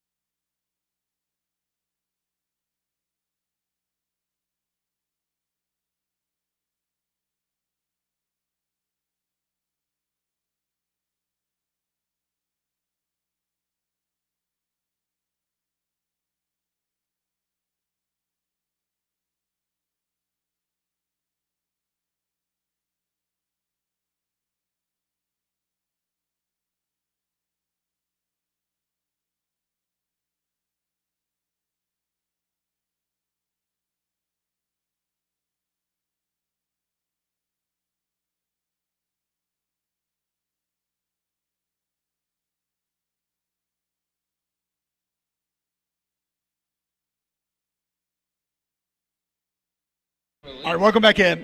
McElroy and Cubelic in the morning, live from SEC Media Days. Quarterback to quarterback right here. As Garrett Nussmeier going to hop on the show, you can only imagine what the topic of conversation was. Of course, golf for Greg is where he's always want to go. How has the offseason been, Garrett? It's been good. I appreciate you for having me on here, first off. But it's been good. Definitely, I think it's very obvious what the expectations have been set for us. I think the best part about our team so far this year is those expectations have also come from within, and we have very high expectations for ourselves, and I think that's kind of shown in the way that we've attacked summer workouts this year. What do you think is going to be different this year? I mean, last year, obviously, first-year starter. You've been around a while, though. I mean, no surprise there. Yeah. New offensive coordinator, Joe. I think Joe does a great job calling the game, really sees it through the quarterback's eyes. But how do you think the offense will evolve this year? What do y'all want to prioritize? Yeah. I think, for one, you'll see so much versatility. As I've talked about time and time again so far today, it's just we have so many different weapons in so many different spots. We have a lot of talent. We're very deep. I don't know. We have a receiver that runs under a 4.4, and we have some running backs and some tight ends that can make some plays as well. And so, I think you'll see a lot of guys getting the football in a lot of different ways. 2 tackles gone though. Yeah. How do we offset that? How do we get ready for that? Yeah, I think those guys did an unbelievable job of setting an expectation. And our offensive line coach, Coach Davis, does a great job of holding people to that standard. Coach Davis is never going to have an offensive line unit that's not made of the right stuff. And so I think those young guys have really done an awesome job of, accepting that and stepping into that role. Knowing that it might not be as universally secure on the left side, how does that change your thought process? Because last year you dropped back, it's like, I got 9 seconds if I need it. Yeah. It doesn't change at all. I expect those guys, whoever steps out on the field, to play to that standard. The standard of O-line play at LSU will never change. And so I have full confidence in those guys and full faith in them. So, for me, my mindset will not change. I don't know if you've seen the impact of it yet, but adding a guy like Alex Atkins to the staff, who in his own right a great offensive line coach, but obviously the run game more emphasized with what he's going to be able to do with the tight ends. Have you seen that, felt that there are going to be times that there is going to be an extra emphasis on handing the football off? Yeah, Coach Atkins has done an unbelievable job. Obviously he's an unbelievable football coach, a great mind, and knows what he's doing. And so a great addition, I felt like, for us. And I think that, Coach Sloan and Coach Davis and Coach Atkins and Coach Frank Wilson and everybody involved in the run game, I think they've done an unbelievable job so far, just putting together our identity in the run game this year. And I think you'll see from us this year a team who has an identity in the run game, who believes in their run game, and who will be effective in their run game as well. Yeah, what about your legs? I feel like there were times last year, I remember one against Ole Miss, it's like, oh my gosh, you ran. Yeah, absolutely. I mean, I didn't know you can, yeah. But are we going to see maybe a little more G Nuss on the scramble this year? Yeah, absolutely. It's been a big point of emphasis for me, using my legs more when needed. I think that looking back, a lot of the decisions that I may have made that were poor decisions could be changed by just deciding to tuck my head down and go get 5, and so there's definitely going to be some changes for me there, and hopefully, I'll be able to do that and have some success with it. What about this? What about this receiver core? I know you talked about the speed, overall speed. I love some of the additions. I think Aaron, by the way, is the most underrated player maybe in the SEC. That dude's a monster. Yeah. But you bring in Nick; he's got a lot of juice. I mean, last year's group I thought was good. You guys a little banged up every once in a while, but it was all in all, outside of speed, feels like you have length. Feels like you got slot presence. You got kind of everything else that you could possibly want. So are guys kind of fitting into roles, or do you see them kind of moving around? Yeah, well, as I said, versatility is going to be our biggest thing. I think that we have so many guys that can be put at so many different positions, line up in so many different ways, and using different forms of motion and things like that just to get the ball in guys' hands. I think that that whole unit is unbelievable, very deep, very talented. So I think it'll be almost difficult, giving guys the ball and thinking about not giving the ball to somebody else at times. Right. All right, you get to play your home games in the most unique environment in college football. We've all played there. You get to play there under different circumstances than we had to. Yeah. Is there a certain thing that you look for either going into the stadium, when you get into the stadium, during games? Peel back the curtain on something very specific about playing games at that place. Yeah. Well, I think for one, when you run out the tunnel, dead straight in front of us, you look up, you see "Welcome to Death Valley," and so just the total moment of 100,000 people going nuts, probably a couple beers deep at that point, and just letting everything they have out for us run out the tunnel, and you see that. those words up there. It's an undescribable feeling. Death Valley is a very special place, and we're very, very lucky to have that type of environment. I think I don't know what it is. We've only lost like 2 games at home throughout Coach Kelly's tenure so far. So, we look to keep it that way. But obviously, it's a huge advantage for us. Just our fans, their passion in that environment. Pretty cool. Nuss, thanks for hanging out with us, man. Always appreciate it. And good luck this year. We'll see you this fall. Yes, sir. Thanks for having me. All right, there you go. LSU quarterback Garrett Nussmeier joining us live here on Radio Row at SEC Media Days. Good to catch up with the LSU QB. Kind of talk about that offense a little bit, where it's going to head. Some of the skill there, Greg, you've been complimentary of that wide receiver core for a while, and it's not just receiver that they had. They go get a Bauer Sharp who can essentially be another receiver in that core. I know you love Bauer Sharp. There are certain people that will not allow you to compliment Bauer Sharp, and that's okay because we both know that he got better in the blocking aspect of his game as the season went on last year, but he can stretch the field, and he's a guy that physically can be a mismatch in different ways than some other tight ends, but he's not going to have a shortage of guys to be able to distribute the football to. Yeah, if you have concerns about LSU's offense, I think you're misguided. It doesn't mean that they can't create more balance. Yeah, they can. Like, would I call it maybe a little differently? If I were Joe Sloan, sure. Would I try to make sure, and it sounds like that is a point of emphasis for G. Nuss this year, is that he's got to take some chances with his legs. Think about how often, now no one's going to confuse Carson Beck with Lamar Jackson, but Carson Beck 2 years ago when he was playing his best football, there's going to be 5 or 6 first downs a game that he threatens to get with his legs. And those are just drive extenders, man. There is nothing more demoralizing for the opposing defense than if they have the perfect coverage called, everybody's covered, quarterback takes off and converts a 3rd and 6. Yep. Like, that is absolutely demoralizing. And Nussmeier can do that. He wasn't comfortable doing it last year. I think he had so much faith in his offensive line that he just knew that they'd be able to sit and hang. And I okay with that. But that's the next step, is just how do I extend the drive? You got to play the game in 3-play increments. 3-play increments is it's your whole world, and that's honestly not Nussmeier's forte. He plays the game in a 1-game increment, which is great because he's a gunslinger and he wants to score, but it also can be detrimental when it comes to extending drives and putting points on the board year over year. So really, and frankly, managing the game. The defense has not been great there the last few years. Having some time-consuming drives is going to benefit not just the offense, but the defense as well in a complementary fashion. So super bullish on LSU this year. I honestly think they are the most slept-on team in the SEC this year. I think they take no back seat to the Texas, Bama, Georgia, LSU. It's that quartet for me in the SEC this season. And I don't think that there's a gap exists that's that significant between LSU and Texas, who I would have as the number 1. All right, we're going to continue talking LSU. I have another question about that gap for me that maybe doesn't allow me to put them on that pedestal just yet. But first, the Alabama heat and humidity can be brutal. Don't let it affect your home and family. Keep them comfortable with an affordable Trane cooling system. They've been recognized as America's most trusted brand 11 consecutive years, official cooling partner here at Jox. Find a comfort specialist near you at Trane.com. It's hard to stop a Trane. Matt Moscona, talk more LSU when we come back live from day 1 of SEC Media Days from the College Football Hall of Fame right here on Jox.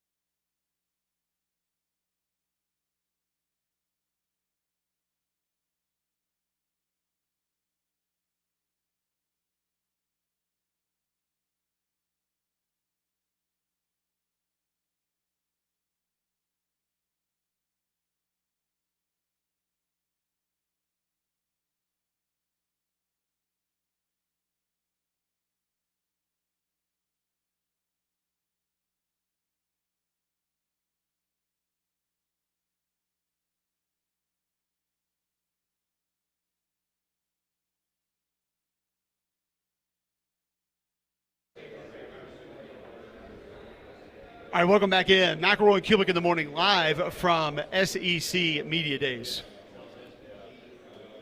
Shannara Flooring is where you want to go. Absolutely where you want to go if you're thinking about making some adjustments to your floors. And right now is a great time to do it because all you got to do is go on fooandyou.com.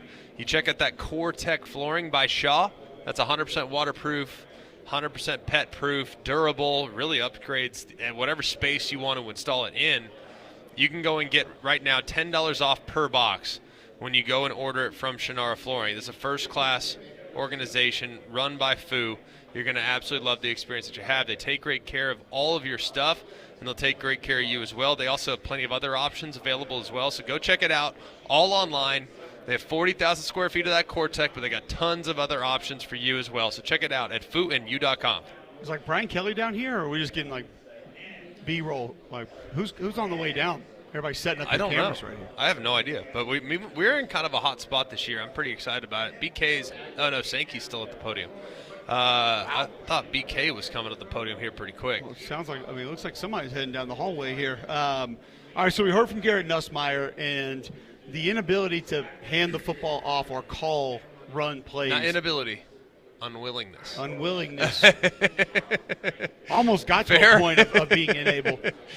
How does that change? Who ultimately can make that change? I think Garrett plays a hand. I think Joe Sloan, first-year coordinator, man, like he sees it through the quarterback's eyes. And let's be real, what was their best attribute last year?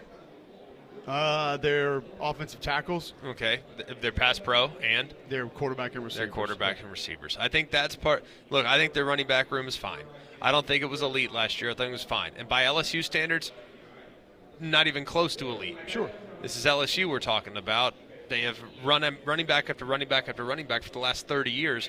Not all are superstar NFL first-round picks, but they have been rock solid at that position dating back to the early days of Les Miles in 2005. So that has never been a position of concern. Last year kind of was. They didn't have depth. They didn't have experience. So I think that was a real challenge for them last year. So they were kind of forced into becoming what they became.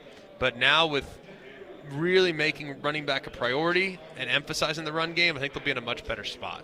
It's going to be fun to watch this kind of if that offense morphs, because that's one of the bigger questions I have for that team. And then obviously the health of the defense. Weeks will be here today making the rounds at media days. He's going to be a joy. Are you going to tell him you love him? People are going to love getting to know him. I just don't think people know him. And he's got a great personality. He's the best. He's a lot of fun to talk to. If he's healthy, if Harold Perkins is healthy and they can find the role for him, I think, like you and I have said it before, I think Jack Pyburn's a great get for this defense. Just sort of a see ball, get ball, shoot gap, cause problem type guy. And that's what Blake Baker wants to do. He wants to disrupt. If Harold Perkins plays violently, look out. But he doesn't play violently. He plays athletically, which there's a place for that. But in this defense, you have to be violent. You have to be disruptive.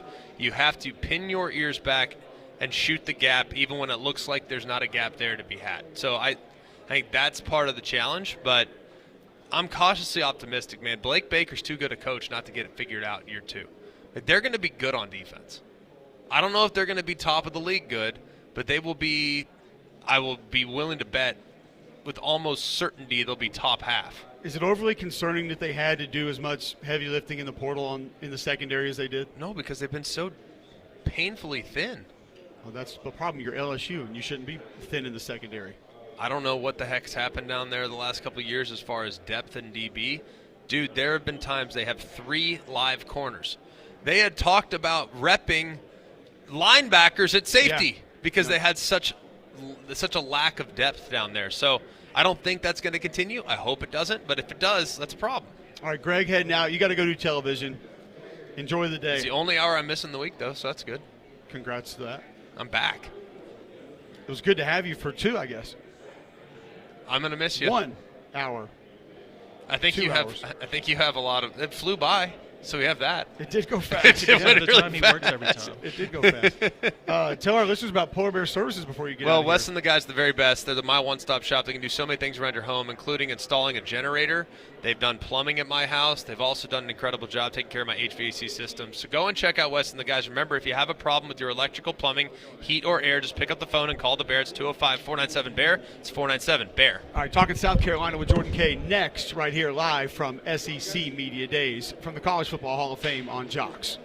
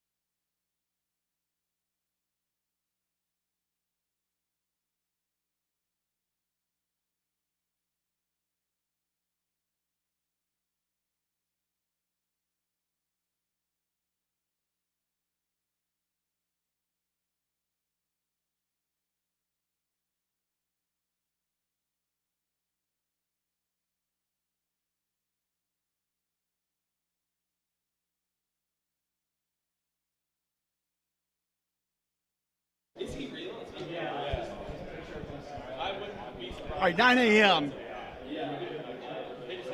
SEC Media Days, Monday, July 14th, right here on Jox. Going to get right back into the conversation. Jordan Kay covers South Carolina.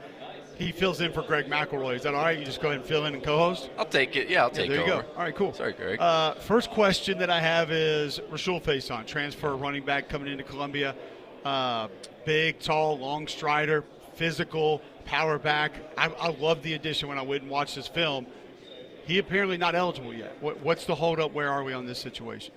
Should have a resolution this week per Shane Beamer, but the NCAA in 2025 still is trying to wield their power over something, and that something happens to be Rashul Faison, and he's had a crazy college journey. I mean, he started like at Marshall in like 2019 as a gray shirt, then just didn't go to, or like was taking online classes, and then went to JUCO, and then went to Utah State, and so he's trying to get a 7th year. Isn't technically part of that Pavia rule because his 5-year clock expired, and this thing has just been dragging on. The NCAA needs more paperwork, and they're hoping it gets done by this week. He's a guy that I know can add a little extra physicality to that group. One of my favorite things about him is like he is not running out of bounds. Yeah. It doesn't matter if it's a 2-yard loss, if it's an 8-yard gain, like he is turning back inside, and he looks for contact. And I think a physical element, you got it from Rockford Sanders a little bit last year, but there's not a lot there. And so you want to add that in front of him if he is playing.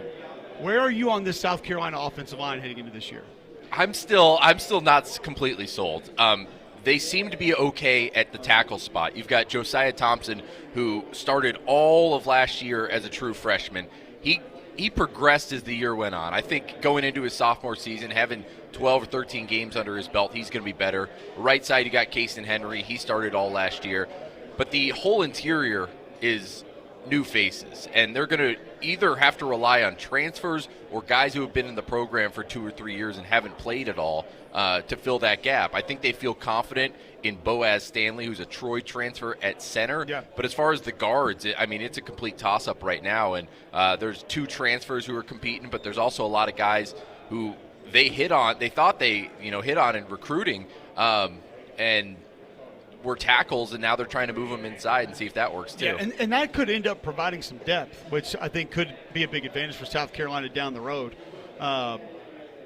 Jordan Kay joining us. He covers South Carolina for the State at Jordan Kay, KAYE_23. You can follow him on Twitter.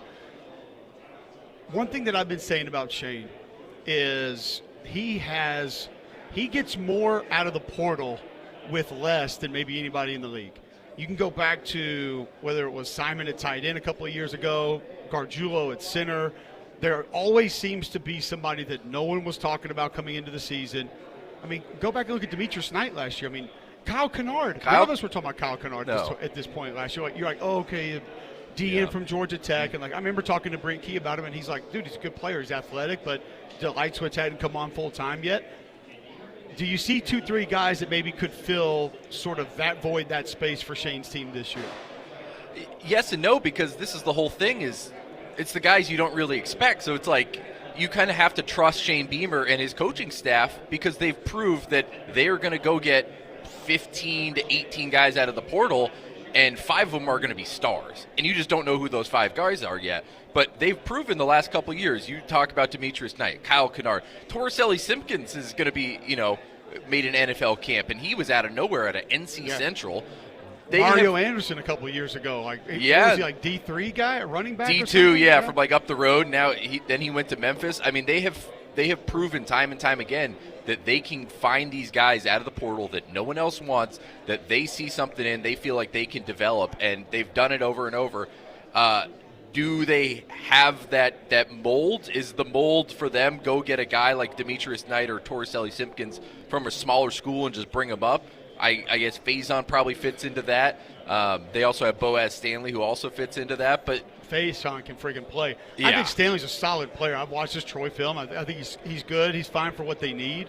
And I think, too, what you're referencing about sort of the smaller school guys, Jordan, is they may have at least upgraded from overall ability with what they've done in the portal this year. You look on defense, the guys that they're going to go get, you got Sean Murphy, If you can sign at Yeah. Alabama and go to Florida Yeah. State and play, like you've got more ability than what they've had there in the past. They feel like Brandon Cisse at corner is a guy who can really upgrade that position. Justin, I can't pronounce it, but kid who was at Alabama. Okronkwo. Just felt like he wasn't going to be able to get much playing time at Alabama. Transfers over. I don't know if he's going to play right away, but that's a guy down the road. Sean Murphy, another one at linebacker who's going to help too. Do you think South Carolina fans have any idea how good they have it with Clayton White? No, absolutely not. This is a guy they wanted fired a year and a half ago when they also wanted Xavier Legette gone too, but you know. There's plenty of misses. I mean, if you want to go down the list, we're going to be here all day. But no, they wanted Clayton White gone, and I think the reality is like Clayton White. He didn't change his defense. He tweaked it. He said, okay, here, what's going well, what's not going well. Hey, we're running 3-3-5 really well. Let's just put a little bit more into that. And I think some people were like, they completely changed their defense. Like, no, they didn't. They already had these packages in. He just kind of realized midway through the season, hey, we need to do more of this. And last year, he earned his money. I mean, he gets a big raise after last season, has one of the best defenses in the country. And I think now the narrative is, when is he going to become a head coach? Yes. Greg just brought that up in our previous segment, saying that he thinks that that's going to happen sooner than later. I'm actually on the side of, because we were sitting here a year ago. It wasn't in Atlanta, but we were at Media Days. Yeah. And I think I had South Carolina's D-line 2 or 3 on my top 5 D-lines in the league. And there were some guys on the TV set with me when I did it, and there were some people that wrote some articles about it that told me how dumb I was and how stupid that was. But I understand what's gone. I had a full appreciation for those D tackles last year. I did not expect Demetrius Knight to have the year that he did. Most interesting man in the SEC. I love him. Yes. And I know that Nicky McElroy played a ton of football. But when you start looking down the list of the Brian Thomases, the Goodwines, the DQ Smith, Judge Collier, Jalen Kilgore, there's a lot of guys that have played a lot of football in that uniform. I don't think there's going to be a massive drop-off. And I think there's a lot of people that are saying, okay, Dylan Stewart's great, but. Yeah. I think the but is a little better than a lot of people are giving him credit for. It is, and I don't think it's fair to think that there's going to be a massive drop-off, but is there a dip? And that's like the big question, because you talk about that defensive tackle room. Okay, well, who are you going to replace those guys with? You're a Gabriel Brownlow-Dindy, who's played a lot of football at Texas A&M, but I don't know that he proved that he's a upper echelon SEC player. You got Goodwine. Has he proved that he's an upper echelon SEC player? Nick Barrett, who's been at South Carolina for a long time. I don't know that he's proven that. So is that going to be a major decline? Probably not, but could it be a dip? Maybe. But this is also the thing of, like, South Carolina has found ways to develop these guys, and at some point you kind of have to trust Clayton White and the coaching staff that, hey, they felt comfortable enough having these guys in there. Maybe there's a dip for a little bit, but midway through the season, hopefully it's what it was last season. We're talking with Jordan Kay from the State, covers South Carolina. I think ultimately the biggest difference would be if the defense does take a dip. I mean, this time last year, we didn't know what the offense was going to look like. You hope the offense takes a step. Yes. And then, therefore, you could offset that and maybe find a way to win some of those close games. And that's the thing. Like, South Carolina was in a ton of close games, not because of, like, the defense. Yeah, it was all the offense. I mean, if there's a couple Lenore Sellers fumbles that go the other way, like, South Carolina maybe is a 6-win team, or maybe they're a 10-win team. Like, it's that crazy of how close they were in all these things.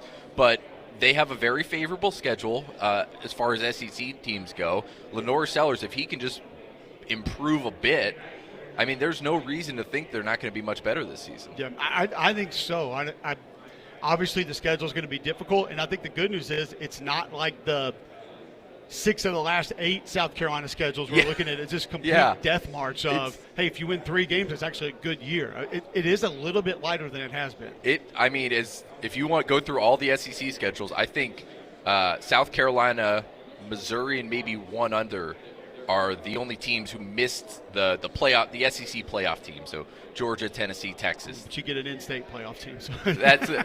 Missouri, I think, or LSU, I think, misses some of them, but they have to play Clemson. Missouri's the only one that misses every playoff team. But yeah, I mean, you think of the old South Carolina schedules that had Florida and Georgia and Tennessee. It's like Georgia, like week 2 or 3. Yeah.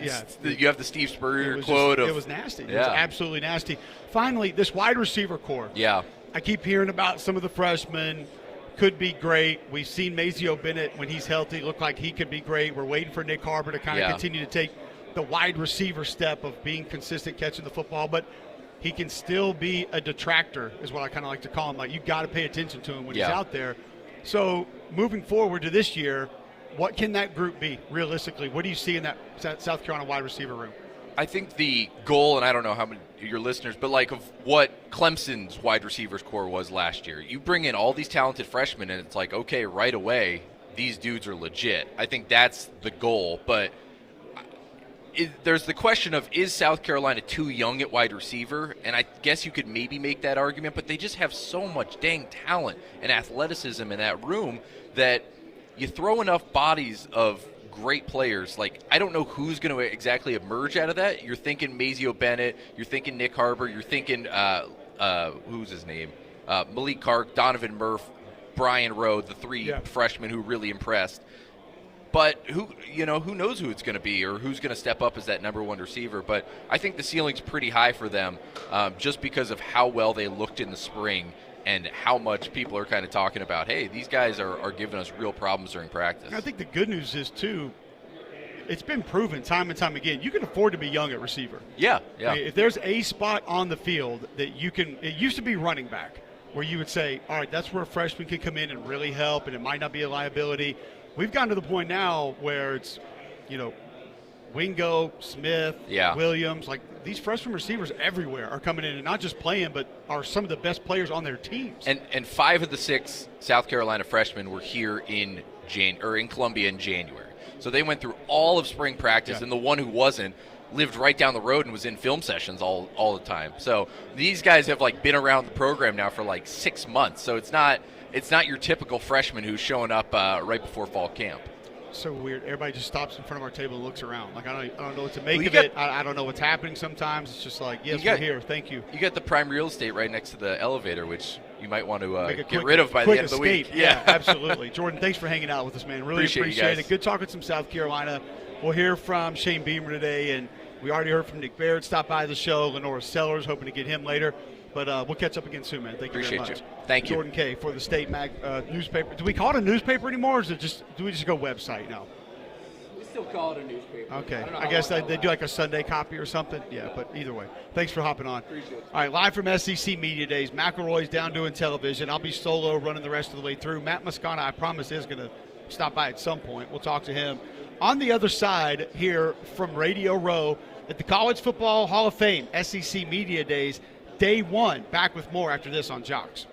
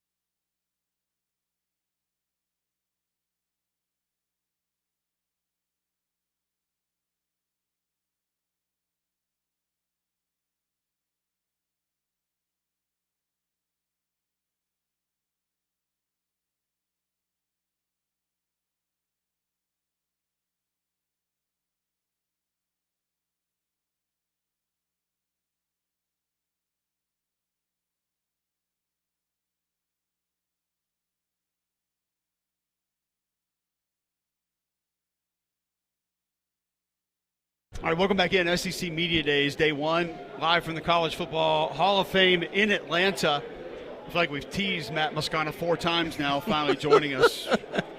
Radio in Baton Rouge, covers LSU. McElroy is, I don't want to say uncomfortably high on LSU, but higher than a lot of people on LSU. I kind of put LSU in the next category, not necessarily the tier 1 right this second, which I go back, that might just be Texas, by the way. I think Alabama and Georgia, you could even say, are teetering on that category of, hey, this is a bona fide conference championship contender, and I think there's a giant group of what-ifs in the league. Now, LSU I have a little bit ahead of a lot of the others, but I have enough concerns to where I'm not just putting them there with Alabama, Georgia, Texas right this second. Is he more right, or am I more right? So I always look at a preseason projection, and I look at 2 things. I say who has the fewest questions against the most manageable schedule. When I look at LSU, like, I don't know what my biggest questions are for the team. They got quarterback, obviously, a 5th-year senior, Garrett Nussmeier, leading returning passer in college football. And they went ham in the portal, Cole. And I think what this week is going to reveal to a lot of people that cover this league and nationally is what you probably know because you cover it more closely than most. But I think a lot of us get into our silos where we cover the team that we know a lot about the team we cover. I couldn't tell you what South Carolina added in the transfer portal, right? I think most people this week are going to realize what LSU did in the portal, which is they went and bought an incredible roster the way Ole Miss and Ohio State did a year ago. Now, will that yield dividends? We'll see. They'll tee it up and kick it up. Ole Miss lost 3 games last year. Yep. Three games they had no business losing, but they lost 3 times. But that's my point always on the portal is it doesn't always just work. And, I kind of talk about that with Oklahoma, for instance, because they have probably, I would say they have the most high-profile portal class in this offseason. No? You disagree? I mean, outside of John Mateer might be the most high-profile player. And Jay Knott coming in as well. That's 2, but man, maybe we just have to define what you mean by high profile. That casual college football fans know about and just automatically think are going to be pretty good. But still, like I'm trying to say, at the end of the day, it doesn't just work. Yes. You got to come in and there needs to be chemistry. There needs to be understanding of the scheme, the system, how it operates. You need to be on the same page. So all of that has to happen. Yeah. So even with Oklahoma, I think their ceiling's extremely high.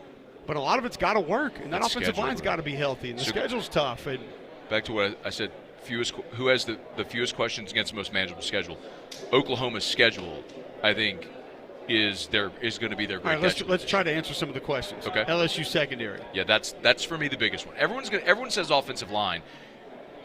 I get it, Cole. This may be a thing where when I say this, we come back in December and LSU's offensive line stinks, and you go, man, you're an idiot. How did you not see that? Because you lost 4 starters.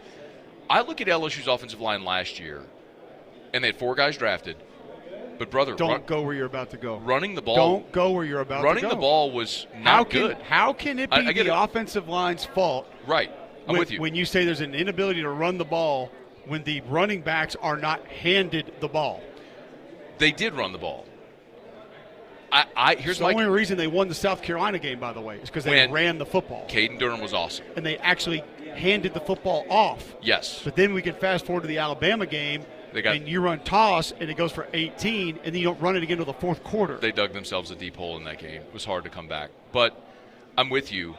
But, man, there were a lot of times, Cole, I go the first drive of the season against Southern Cal in Las Vegas. Pounding the ball. When you get right down the field, but then you get stuffed at the goal line. Like, even in short yardage. Okay, situationally, you can say that, but they didn't get opportunities to consistently be an offensive line that can run the football. You have to admit that. I think sometimes. First, I need you to admit it. I will answer your question. No, I need you to admit it, not answer it. That's right. Well, no, you did ask a question in there. I think Joe Sloan defaulted to what he knew he had that was really good, which was a quarterback, an offensive line that was very good at pass protection, and you had Mason Taylor and Kyron Lacey and C.J. Daniels. He goes, if I need 8, or if I need 3, I'd rather run a quick slant to Mason Taylor than try to run the ball against a stacked front where we've struggled. And Caden Durham dislocated 2 toes. And getting in the weeds. But anyway, all that to say, losing 4 starters on the offensive line is it's obviously not a good thing. But they were 104th in the country in rushing offense. I think what you're going to have is an offensive line where they went and added 2 guys out of the portal. It's going to allow DJ Chester to play guard, which I like is the more kid natural. from Northwestern. I think he's a good player. He's a grinder. He can play. But go back to the point where I started. Poll everybody in this room, and if you say, do you know who Josh Thompson is? How many people in this room do you think know that name? 1. You? McElroy might know the name, Maybe. but he'd be like, I know that name, but who was what? Maybe Chuck Oliver might know it. Maybe. But it's like, that's a guy that's a 3-year starter from a Big Ten program that can play guard or tackle. That's going to be a plug-and-play dude. Those types of things ease the transition when you lose 4 starters. Again, maybe we come back to the end of the year, the offensive line stinks, and you point and laugh at me. But I won't, because I don't think they're going to just be terrible. Yeah. But once again, I will say, if they're not given the opportunity, I go back to remember Saban when they had Tua and they had Ruggs and Judy and Smith's freshman year, all those guys, and at the end of games, they struggled in 4-minute offense to put games away, and they couldn't run the football, and they would throw the ball and had a couple of incompletes, and people were like, just run the ball. Well, what Coach Saban would say, he said, listen, what y'all don't – because he was asked about it, I think, like 3 straight games, and he finally blew a gasket. He said, what you guys don't understand is when you don't go out there and practice it, and you don't go out there and execute it in practice and then in games, and then all of a sudden a situation arises, and we need to become that group, you can't just hit a light switch and all of a sudden we're that group. Sure. You have to live that life to be able to be a part of that life. And they didn't live it, and LSU didn't live it last year. So if they dedicate themselves to it, and I don't think that they're unbelievable at running back either. Sorry, I don't put all my chips on true freshmen anywhere because it's an unknown no matter what you say. You're talking about Harlan Berry? Correct. Oh, I agree. It's I think an unknown. I think Caden Durham is the guy that's going to be fascinating. And we've seen him in SEC games do amazing things. Yeah. He's capable of it. Caleb Jackson got himself in shape. That was a big disappointment last year. I mean, after the freshman year, a lot of people thought Caleb Jackson. Yeah. Look, I sat here last year, Cole, my hands in the air. Everyone that asked the question, who's the name we don't know now that everyone will know at the end of the season, I said Caleb Jackson at this thing last year. And he had a really flat sophomore year, got out of shape by his own admission, read a lot of his press clippings, and it just didn't translate. But what you asked me about was the secondary, and I agree with you. That's, for me, the biggest question mark on the entire team. Especially at safety, that was the worst safety play I've seen in my 20 years covering LSU. They were atrocious. They went in the portal. They added 2 guys. A.J. Halsey, who was an all Big 12 performer at Houston, led the nation in interceptions. They added Tamarcus Cooley from NC State, who was all ACC. So they went out and added guys who have been good college football players, and you got some young guys coming back that you hope get bigger. Deshaun Spears was a 5-star, played a little bit last year. Is it going to work? I don't know. Yeah. I have no idea, but I agree. That for me is the biggest question because the safety play a year ago was awful. I mean, from a group that's had Jamal Adams and Grant Delpit and Eric Reed and pros, to see it that bad last year was a little jarring. It was different. Not supposed to be that way. Matt Moscona does radio in Baton Rouge, covers LSU, joining us at SEC Media Days. The other aspect of the defense is health. Weeks has to be healthy because he is just that much of a playmaker. Harold Perkins has to be healthy and utilized. And the good news is here, this is a seek and destroy defense. Shoot gaps, be a problem, see ball, get ball, find a way, just be it's a disruption defense. And he can do that. It's just a matter of, 1, is he going to be willing? 2, is he going to be healthy? 3, is he going to be in position to? What kind of season do you see for Harold Perkins? Man, the last 2 years, we've had this ongoing conversation with Harold about him trying to move to play off the ball. Which, I mean, Cole, he's not an off-the-ball linebacker. No. But I understand from his perspective, he's thinking, I want to prove I can be a 3-down linebacker for the NFL because he had the great freshman season with all the sacks and everything. And it's like, man, do the thing you're great at. And, his ability to turn and run, to play the pass, to tackle in space, I mean, he changed the Ole Miss game as a freshman. He changed the Arkansas game as a freshman. He was spying Bryce Young in that overtime game in Baton Rouge in 2022 as a freshman. Like, that's where he lives. He's a freaking cheetah, man. Put him in space and let him go hunt. And I think he's finally at the point coming back for his senior season after the injury where it's like, all right, I think he's acknowledging that he wants to do what's best to utilize his skill for the team, and that's play that star position where, Cole, they were not good last year with Major Burns at that spot. No.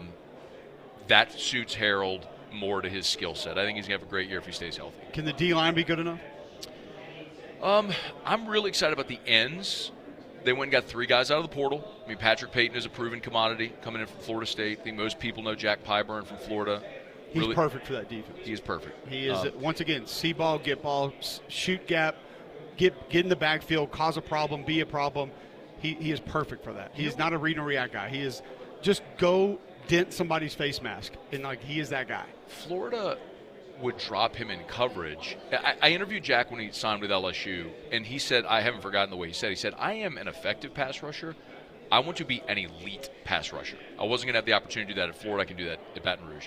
They had Jamari Butler from Nebraska as well. I think the ends are going to be really good. I'm concerned about the middle. Kyle Williams coming in as the new defensive line coach. They got bodies. They don't have a lot of production on the defensive interior, so I think that's one to watch. All right, there you go. Matt Moscona thinks LSU, college football playoff team, national championship contender. I think they had better go baseline 10-2 and make the playoff. Once you get in, you can't control your draw. Okay, so I asked Greg this earlier. I said I'm beginning to hear more and more people have this discussion of if it's not the kind of year you just described, some conversations are going to be had about Brian Kelly. He thinks there's no way that's on the table. LSU is not going to buy out Brian Kelly after this season. It's too much money. This isn't Texas A&M where you can stroke a $75 million check. Remember, when they gave Brian Kelly his contract, it was a 10-year contract with $100 million, with $95 million, with 90% of that guaranteed, no matter what. LSU's not going to pay Brian Kelly $50 million after this season. But if they miss the playoff, they have after all the financial investment into this roster, if they miss the playoff, I mean, Cole, I think next year they regress. You lose Nuss, you lose all these transfers, all these one-year mercenaries. 2026 would be the year where you look around and you're like, okay, what's the escape, the exit strategy if it doesn't happen this year? Did we ever get the stipulations on Jimbo's buyout? Is it like 2 checks a month, 1 check a month? Is it spread across the next 80 Where's years? Where's Lucci? Let's ask. Bro, you know how many people could stroke that check, the whole thing? I know, but I just want to know how he's getting it. I feel like that always comes out. Like Gus Malzahn will get $236,000 a month for the next 78 months, and we haven't seen that about Jimbo. I want to know how he's getting that money. I bet he got a giant lump sum payment. I bet they negotiated the buyout. Like, we'll give you 20 now, and then your great grandkids will be getting the Bobby Bonilla deal. Bobby Bonilla deal. So good. Somebody was telling Smart guy. Somebody was telling me the other day. They said Bobby Bonilla payday, man, is still the best contract in sports. It is. I said, buddy, go look at the last 10 NBA deals that have been signed. Okay, that's better. Yeah, that's way better. Chet Holmgren's getting $258 guaranteed. Okay, that's a better deal. Herb Jones is a defensive specialist for the Pelicans that just got a $68 million extension. Alabama guy. That's way better. Yeah, all the NBA deals are better than Bobby Bonilla. I don't care what you say. If you hit the genetic lottery and you're 6'10 and athletic, God you're bless good. you. You're good. Thanks for hopping on, man. I appreciate it. Yeah, always great stuff. Matt Moscona joining us, does radio in Baton Rouge, covers LSU. And we got more surprises from SEC Media Days that'll hop on with us right after this on Mac and Cube in the morning.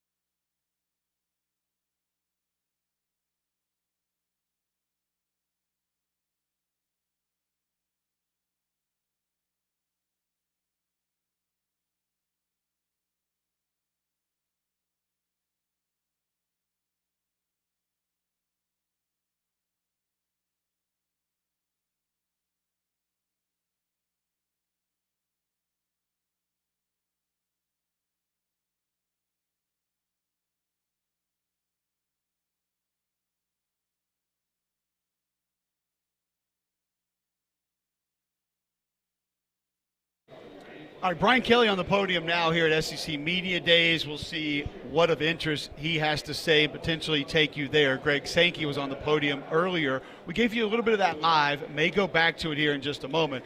First, I want to tell you about my friend Gusty Goulas and the Gusty Goulas Group, as we are live at SEC Media Days, day one from the College Football Hall of Fame in Atlanta. Ole Miss, South Carolina, Vanderbilt, LSU in tow today. And obviously we'll get a lot of information we already have about a lot of those teams. We had Clark Lee earlier. So we heard from him about Diego Pavia, his Vanderbilt team, exactly what they're going to be. It's been a fun day so far, not over yet, and obviously three-man front comes up live after us here at the College Football Hall of Fame. But the Gusty Goulas Group wants to help you get into a new home. How can they do it? Well, they've served more than 3,000 home buyers and sellers in the greater Birmingham area. Over 850 five-star Google reviews. Call 205-542-1996 or go to GustyGoulsGroup.com, brokered by eXp Realty. Better yet, you know what? Don't go to GustyGoulsGroup.com. Google Gusty Goulas Group, and you'll see all those five-star Google reviews for yourselves. Most agents are going to start marketing after you list with them. Gusty marketing long before he meets a potential seller. Gusty Goulas Group has helped family members of mine. They can help you. Just go to GustyGoulsGroup.com today or call 205-542-1996. Greg Sankey at the podium a little bit earlier today. And actually, I did get a text message from one of our listeners giving us an update on the Jimbo deal. Allegedly, this is what we have. $77.6 million buyout, a portion, 25%, around $19.4 million of that paid in a lump sum. Whew. Within 60 days of his termination. Now, the remaining $58.2 to be paid out in annual installments through 2031. So that's a once-a-year check. So 58.2 through 2031, which would be, is that 9 years? Well, no, when he was axed. about 7 years? Yeah. So about eight, 9 a year. One-time check? Whew. I think I could make it on that. I'm just going to be honest. Like I think I could probably survive. After you got the 19.4 and then another 8 or 9 annually per for the next 6-8 years, I'll be all right. Give me that problem. Yeah, I know a lot of athletes go broke. Give me that problem. I'll make it work. And you know what? If I went broke on that, it'd be a lot of fun doing it. So either way, we would be able to make it go. Here's Greg Sankey earlier today from SEC Media Days on whether or not college athletics are broken. Let me be clear, from my perspective, college athletics is not broken. College athletics is not broken. It is under stress. It is strained. And the answers we seek are tied into the complexities that have been referenced over time. I went back and read my remarks from this podium or others over the last few years and pretty consistently have identified the challenges ahead with some of the decisions that we may have to make. I don't think the answers come from courtrooms completely. They don't come from commentators or commentary. They don't come from those outside sudden experts with their newest idea. Those of us in higher education embedded in college athletics know the intricacies of what's in front of us. So that's Greg Sankey on college athletics, the state that he feels like it is currently in, which then took him to a conversation on a potential 9-game schedule for the future of the SEC. We have to make decisions about the 26 season and adjust if we're going to go to 9 games, and there have to be games removed or rescheduled. And if we stay at 8, probably a little bit easier on that part of the logistics. Once we make a decision in the conference office, we're pretty ready to go. If you go back to when we made our last decision, we were in Destin. I think 2 weeks later had opponents out, and shortly thereafter we were prepared with dates and sites, sort of thing. So I think tells you right there that they've taken a look at this. If we go to 9 games, they already know what all the schedules would look like. They know which games need to be bought out. I would imagine that there have been some due diligence on those, what it would actually cost, if they can even make those happen, and then rescheduling certain teams to different places, and they would just install the new schedule and where things were and where they needed to be. Going to be complicated still if it were to actually take place, if it were to go down. But I think something that's been investigated and probably hypothetically laid out by the league to where they know they could go make it if need be. College football playoff expansion, another topic of conversation as Greg Sankey met the media day one of SEC Media Days today. Very clearly in that memorandum of understanding is granted to the combination of the SEC and Big Ten. Ultimately, we have to use that authority with great wisdom and discretion. But unless people want to tear it up, we're going to have 5+7, 5+9, 5+11. As I understand, doubling down, so that was one of the phrases last week. That's part of a gambling experience, as I understand. And you always want to have a really good set of cards. You want to have a good hand to play, right? And I think we have the best hand to play. So we're going to operate consistent with the MOU. There's an allocation of those 5 spots. And I guess we'll continue to debate whether expansion beyond 12 is appropriate for the college football playoff. Interesting thought there from Commissioner Sankey, and interesting verbiage as well as to how this is going to be investigated, how it's going to be thought of, whether or not we go down that direction of 14 teams, 16 teams. You've heard Greg and I both say we believe it goes to 16. It's just a matter of time. And when logistically they actually get it done and make it happen. Another thing that Greg Sankey is stating that the league is ready and ready to go do, but just waiting on some others to maybe fall in line or see where they want to go with it. Also, Greg Sankey on a phrase that we've heard a lot of the last year or so in college football, some legitimate, some maybe still hypothetical, and that's private equity in college sports. The commissioner's thoughts. We have been probably 2.5, 3 years into visits with banks, with private equity, with venture capital. I mean, you could go down the range. Private capital, that's another phrase that's been used. That's not been the right direction for us. We've not seen the concept that works. It doesn't mean we won't consider opportunities. If there are opportunities for mutual benefit, those would pique our interest. But the notion of just jumping to something because there's a pot of money there seems an uninformed direction, and simply taking propositions where there's not the kind of clarity around what if you don't meet your high-end predictions, what's left then. I think those are things that continue to weigh heavily on our mind. That alone there, an interesting discussion point, because I don't think a lot of people look at the Southeastern Conference as needing private equity, wanting to go to private equity, or that being a real possibility. But as you heard Commissioner Sankey say, there have been conversations, there have been banks that they've had discussions with that have reached out to the league, and they've at least entertained that as to what does it look like, would it be necessary, do we need to investigate this further. I, for one, don't see that happening from the league's perspective anytime soon. There are some other leagues that I think have already looked at that route and are maybe going to go that route and have that thing lined up to be able to put it in place. But Southeastern Conference, just not one that I think a lot of people thought that was a real possibility for, and probably weren't going to utilize, but Greg Sankey saying that that is a possibility. Possibility for you to feel better, get better sleep, maybe lose weight at Game Day Men's Health. There's a lot of different ways that they can help you. They've helped a ton of our listeners right here at Jox. Here's what you do. Go to GameDayMen'sHealth.com right now, sign up for the free consultation. You get the free PSA test, the free testosterone test. That'll give you a baseline of where your health is right this second. Then they present the different ways in which they can help you. That may be weight loss programs, could be testosterone therapy, could be the peptides that they now have in stock at Game Day Men's Health. If you're lacking sleep, lacking energy, feel on edge, or need to drop some weight, they can help you with all of these. And the good news is, any plan they offer, you save 10% on that when you walk in the door and mention Mac and Cube right out the gate. You know, like I said, that consultation free at Game Day Men's Health. Also, minimal upfront cost from the programs they offer at Game Day Men's Health. A lot of different ways that they can help you, that they want to help you, and on top of that, it's not going to cost you an arm or leg. Go to GameDayMen'sHealth.com today to see what they can do for you. Okay, we'll continue on from day two of, wow, I'm fast forwarding to day two. Day one, SEC Media Days live from Atlanta right after this on Jox.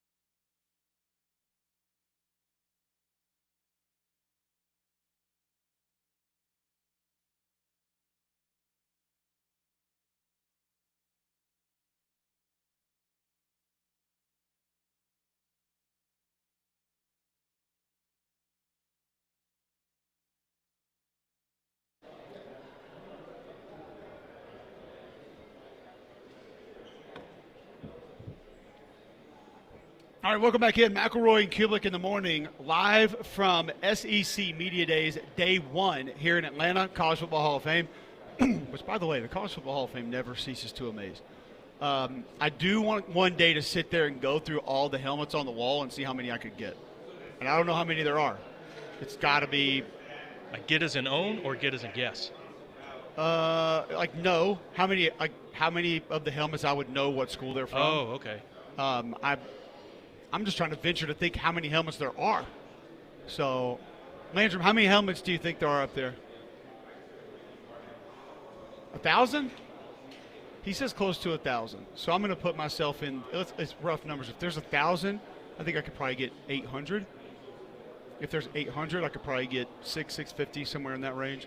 But even walking in today, there's a black helmet with a silver B on the side. I'm like, ooh, don't know that one.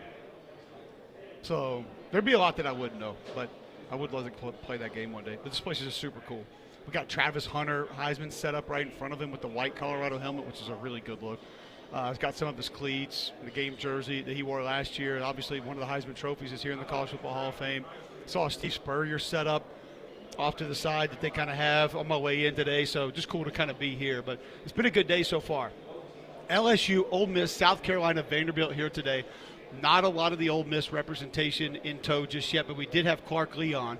Thought some of what Clark Lee said today was fascinating, that he's not going to try to put the reins on Diego Pavia. They don't want to change their quarterback. Now, there are things he said, I want Diego Pavia to be better. I want to help Diego Pavia, but I don't want to change Diego Pavia. And thought the way that he approached that was really interesting, basically telling us that offensive line's got to be better, that the yards before contact were not good enough for his ball club a season ago. And with what they have at running back, something that they need to improve upon, because they don't want Pavia keeping the football when he doesn't have to be. They don't want that reckless style to continue to carry over for Vanderbilt heading into this season. Also talked to Garrett Nussmeier a little bit earlier today, LSU quarterback, and essentially talking with Nuss about how the offense can improve, where the offense can go. And, yeah, 2 new tackles, offensive line going to be different. Talked to Matt Moscona about that a little bit as well. But still going to have one of the better wide receiver cores in all of the SEC. I don't think anybody can doubt that. I don't think when you look at what they brought into the portal, what's brought back as proven commodities on that LSU roster, that's not going to be an issue. Running the football, is there going to be more call it and run it? Are there going to be more intentional run plays for LSU this upcoming season? Running back should be a little bit better. If that offensive line doesn't improve, and that's where Matt Moscona is just going to think different. Matt Moscona thinks the LSU offensive line couldn't get the job done in the run game last year. I think that was a little bit more intentional. I don't think they were given the chance to be a group that could go out there and help you run the football often enough.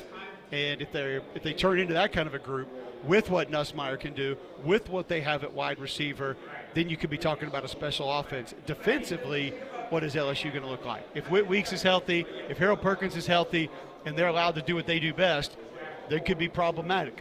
Greg Pipern's going to help up front. Patrick Payton's going to help up front. But the secondary all new. You don't know exactly how they're going to roll into Blake Baker's defense. You don't know if they're all going to be on the same page. You don't know exactly if that's going to work in that LSU defense coming up this season. So that's going to be an area that I think is going to be questioned today. A lot of folks are going to want to talk about today, and what Brian Kelly did in the portal.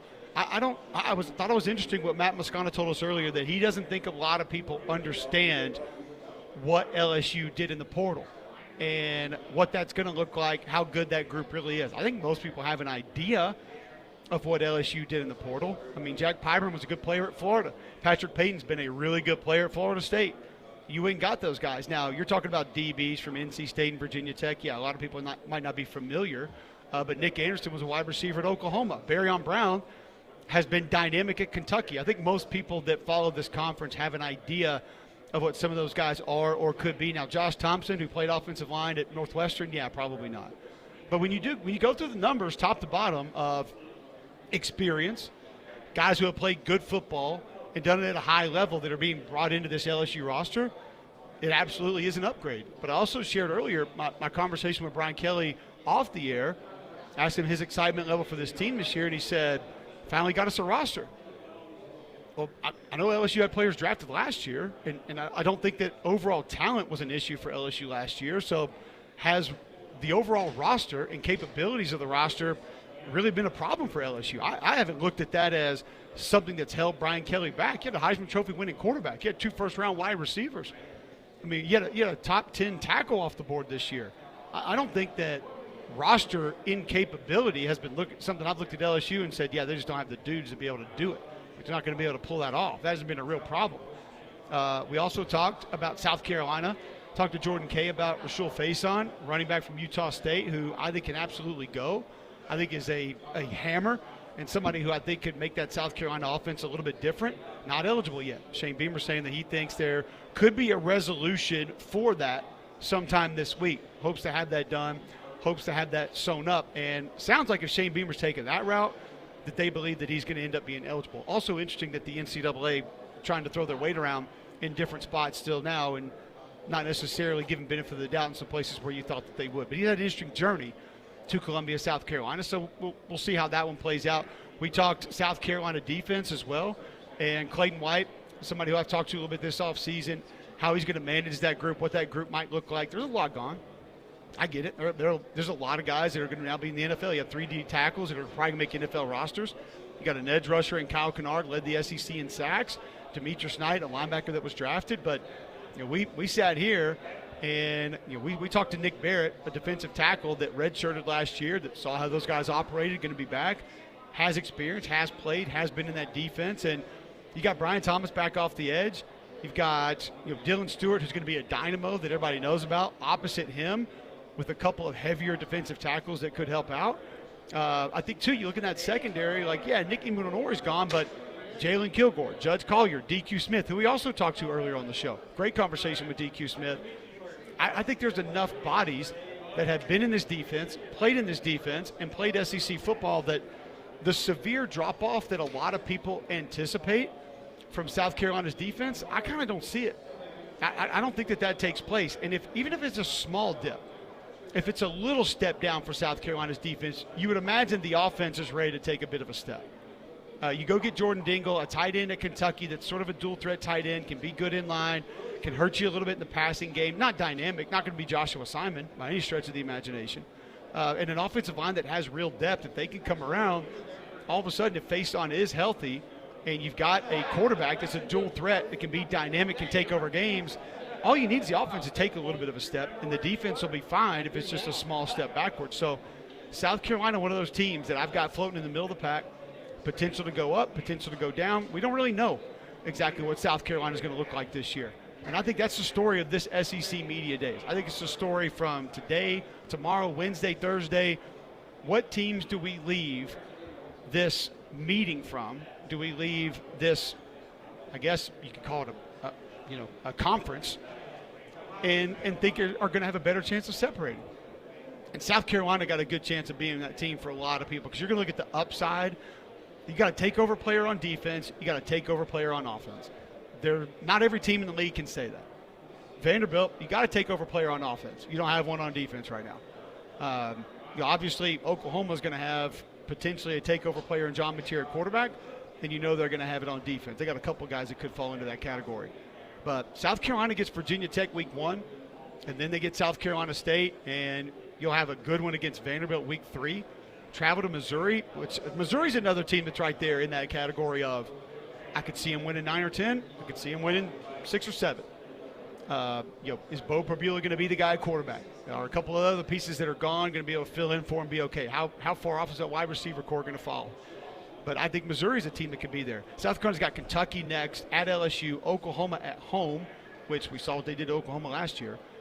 Alabama at home after Oklahoma, then at Ole Miss. That's the stretch right there for South Carolina. You look at that October, first week off, at LSU, Oklahoma, Bama, at Ole Miss. You get a week off, and then you have the, what's the trophy called? Battle of the Governor's Cup or something?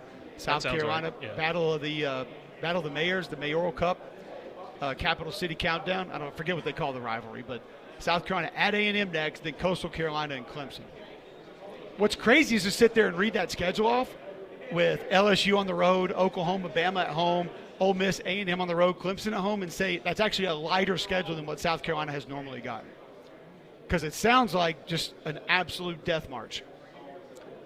But a great day, day one, SEC Media Days. Garrett Nussmeier, Nick Barrett, DQ Smith, Clark Lee, Paul Finebaum, Matt Moscana, Jordan Kay, all on the show. If you missed any of it, go to joxfm.com, grab the podcast. Wherever you get your podcast, you can go check that out, go listen. The show will be back on YouTube for the entire day. You can watch it back there. Greg is in for the entire show tomorrow. Catch him on TV today. And Three Man Front's going to continue the coverage live right here from Radio Row, day one of SEC Media Days from the College Football Hall of Fame in Atlanta. We'll be back tomorrow 7 to 10 a.m. right here on Jox.